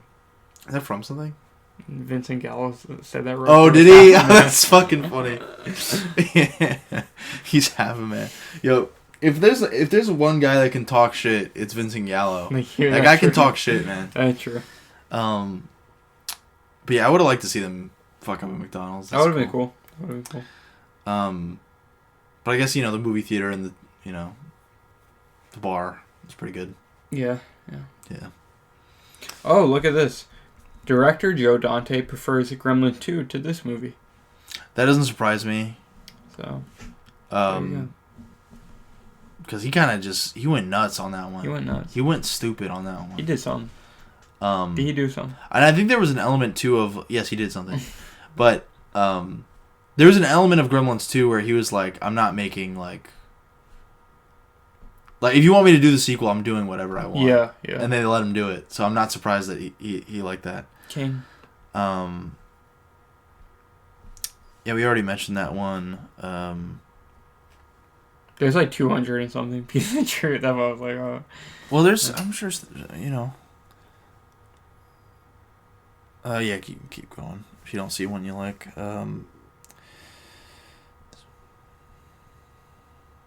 I'd like to read that one if you don't mind. Evan? Go ahead.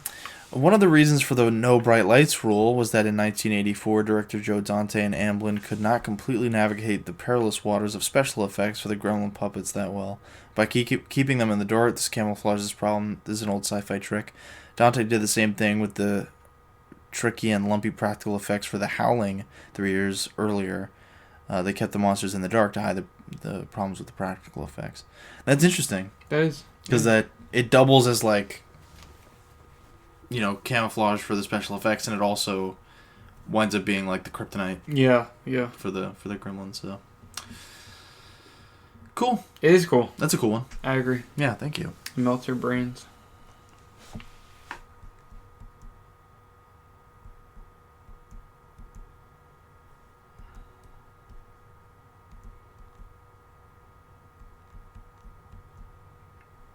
Director Joe Dante still owns the Peltzer Peeler Juicer.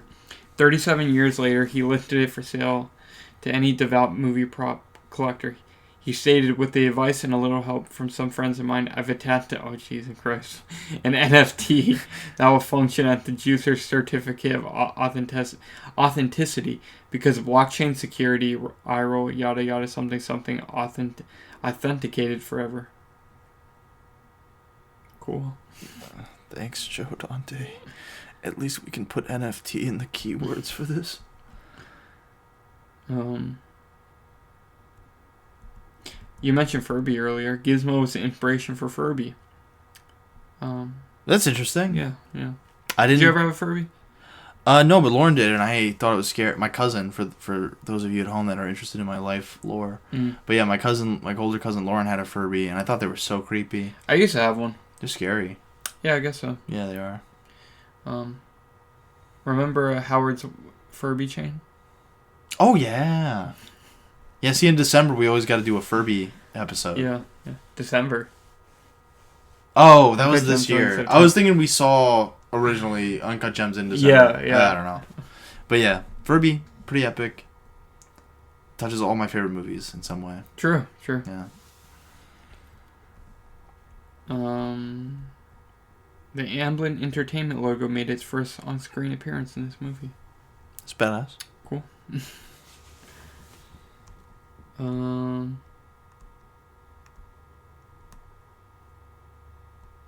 Alright, yeah, they're starting to list, like, the hours of operation on the sign. So, yeah, you want to do the,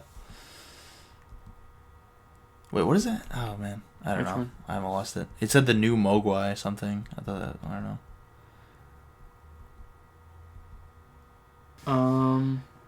The scene in the department store where Stripe attacks Billy with a chainsaw was not in the script. It was added by director Joe Dante and Zach Galligan, the actor for Billy, as an homage to Texas Chainsaw Massacre. Okay. Cool. Thank you. The theater that blows up with the gremlins inside was subsequently involved in another accident when Marty McFly... Okay, I say it. I was like, I thought there was a period there. Anyways, when Marty McFly in Back to the Future smashes into the front entrance, the theater then burned down with the rest of the buildings in that fire that happened right after the filming of Back to the Future Part 2. Oh yeah, the Universal Studios backlot famously did burn down, right? Or Warner Brothers, right? Isn't this movie Warner Brothers? But it's still the Universal Studios backlot. Okay. I think. Okay, yeah. Yeah, it is. Because that's Back to the Future. Same backlot. Yeah. Oh. I wonder how that worked. I don't know. They're just like, hey, let me film on your little backlot. I guess that makes sense. At the end, Gizmo pulls a window blind that exposes Stripe to sunlight. Originally, however, there were 2 window blinds, and Gizmo pulls the first one, and then Billy pulls the second one. This scene was edited because Steven Spielberg believed that Gizmo was the hero of the movie and not Billy, and therefore Gizmo would be the one responsible for the demise of Stripe. So they edited out Billy helping in that part. That's interesting. Yeah. Or, I guess, yeah. So it just says the scene was edited because, so I guess, yeah.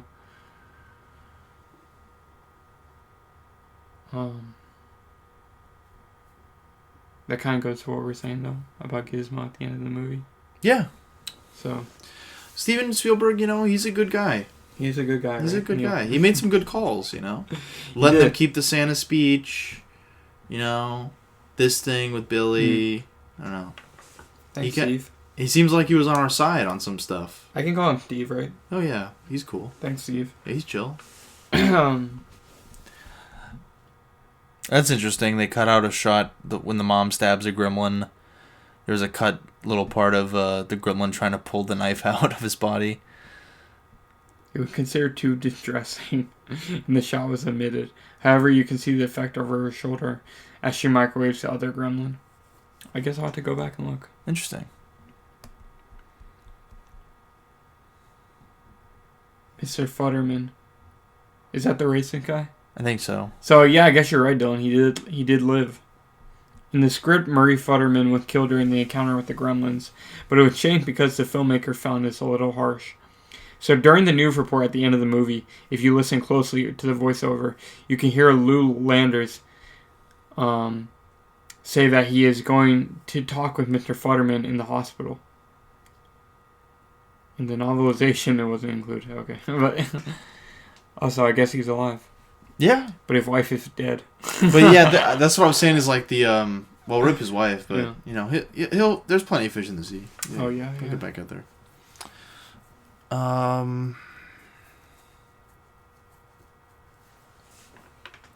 Zach Galligan, jokingly bitter because they shot a scene where Billy opens the second shade after Gizmo and actually kills Stripe. When he first wants to finish cut, he was shocked to discover it had been edited so the heroic move rests solely on Gizmo. Would you like to take a guess whose idea that was? Asked Joe Dante. No, because I'd like to work again for him in the future. Well, guess what? You never did, so. Yeah. Fucking hack. You should have just bitched. Yeah. No, he's a good guy.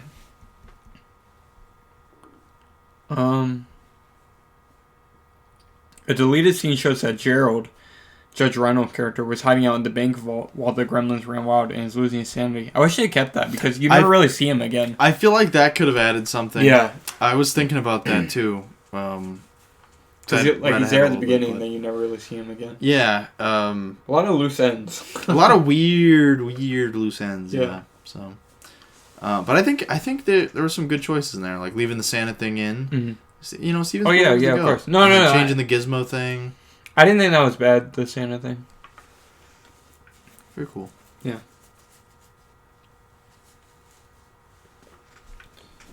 So that's an interesting one. Human body count is 4. Confirmed. So who is that? The old lady, the teacher. Mm-hmm. And the guy's wife. Is that one? And then the guy who dresses as Santa.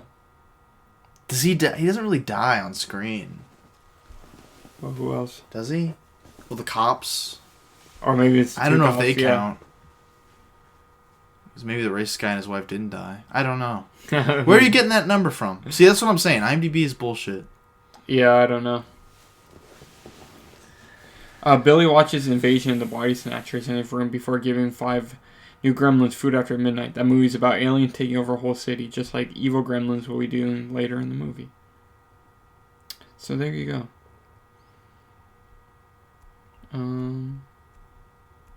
Oh, wait, that's kind of interesting. Which one? Go up a little bit.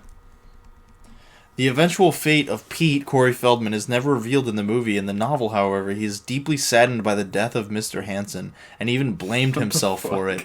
He runs away from home and is never seen again.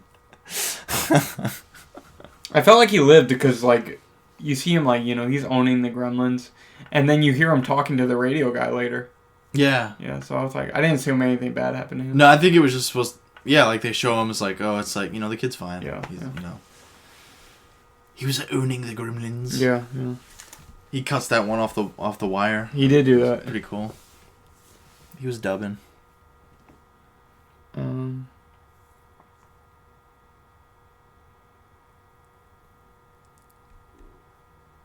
Oh, To Please a Lady was the movie with Clark Gable that you mentioned. There you go.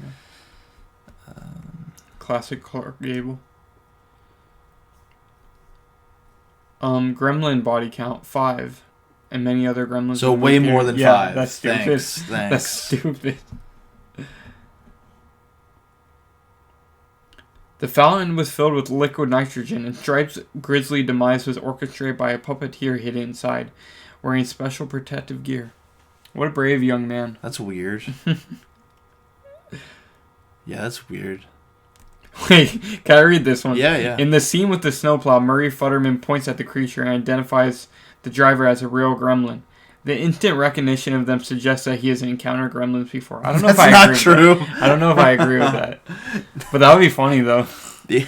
Can we get a little prequel about that? Yeah, I mean, even it says it in there. It says a real gremlin. Yeah. That implies that he's never seen a real yeah. gremlin. So that's stupid. IMDb can be very stupid. Luckily, it does sort them by the ratings, so you can sort them out pretty good. But yeah, that's Gremlins. 3 out of 3 stars. Some fun trivia. A lot of fun trivia on that one. Shout out Steven Spielberg. Shout out Steven Spielberg. Shout out Evan, my co-host. Thank you for co-hosting with me. Oh, thank you. Shout out Dylan. Shout out Dylan. I did a great job too. Yeah, you did. And shout out HBO Max. You could have been better, but you know. No, I'm pretty JK. sure I was pretty good. So JK. yeah, JK. don't be cringe like that. You're on point. I was pretty on point, so don't know really what you're talking about. You're on point. Yeah. But yeah, love Gremlins. Love you, Evan. I love you too. Love HBO Max. Love Joe Dante. Yeah. Love Do you really? You Looney love him? Tunes back in action. Oh, okay. You know what? Any fan of cartoons is, you know, I'm a fan of them. Oh, okay. They're a cool guy. They're a nice guy. Yeah, and I just had a great time. He said back in action. This is passion project. Sadly, they kind of fucked him over on that movie. I he didn't really say that. I just laughed. Oh well, he loves the Looney Tunes. He wanted to do that movie. He loves it. Yeah. Yeah, I'm saying he does love it. Yeah. If you watch this movie, it's very Looney Tune-esque. So. And the Looney Tunes are in this movie. And the Looney Tunes love him. And they do. You know that? You remember the scene in Looney Tunes Back in Action where they like kiss and hug it. the director? You never seen that? No. Oh. Well, I was never a Looney Tunes guy. Well, you're a loser. Wow, sorry. Yeah.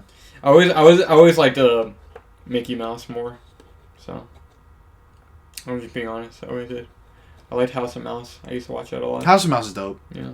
House of Mouse is dope. So yeah, I was never a big Looney Tunes guy. I love Looney Tunes. Oh yeah, nothing wrong with that, of course. Looney Tunes back in action is great. Fucking Space Jam sucks, but it's okay. I actually do think in retrospect Space Jam is bad, and Looney Tunes back in action is good. I feel like people always, like, I feel like it's like pretty agreed upon that Space Jam's bad, but it's like, oh, the meme. It's like a meme. Also, it's like a childhood movie. Yeah, I feel like Warner Brothers didn't get that when they did the sequel. Like, they didn't understand. It still did good money though. Did it? Didn't it? I don't think so. I might be wrong. You want to look it up real quick? But it was also during COVID. I'm kind of curious. And it was like went directly to streaming. But sure. Yeah, just look up the global box office real quick because I think it was successful. A New Legacy. Such a stupid title. Let's see. Yeah, it did 163 on a 150 million budget, so not really. Is that the global box office? Yeah. Wikipedia always has a global. Oh wow. Yeah, there's no way domestically it did that much. Oh yeah, I don't know. But yeah, okay. Well, fuck Space Jam 2. Yeah, you're right then. They did not understand the Space Jam DVD phenomenon. But in its defense a little bit though, it did have the direct to streaming shit also. Yeah, and it was during that crazy period of time. Yeah. I did watch it. Bad movie. I did not see it. So. But yeah, so get a little sidetracked there, Looney Tunes. Sorry, but yeah, we'll wrap it up. We'll see you next time. We're gonna come back probably for a year wrap up episode. That'll be fun. Yeah, it will be. Hopefully, I'll have some time to catch up on a few movies. A few movies that I didn't get a chance to see this year. So. Yeah. Anything else you want to say, Evan? Merry Christmas. Oh, Merry Christmas and a Happy New Year as well. Yeah. Huh. Well, I think maybe. Well, I don't know. Our year wrap-up episode might come out. I think it should be out before the year ends, but if it's not... Well, still, a Happy New Year to you. Oh. Well, Merry Christmas and a Happy New Year, people say. Yeah. But for sure, Merry Christmas. Oh, yeah. So, yeah. Kanye West wouldn't want us saying happy you-know-what, so we're not going to say that. Yeah. Well, yeah. Merry Christmas. To you and your family.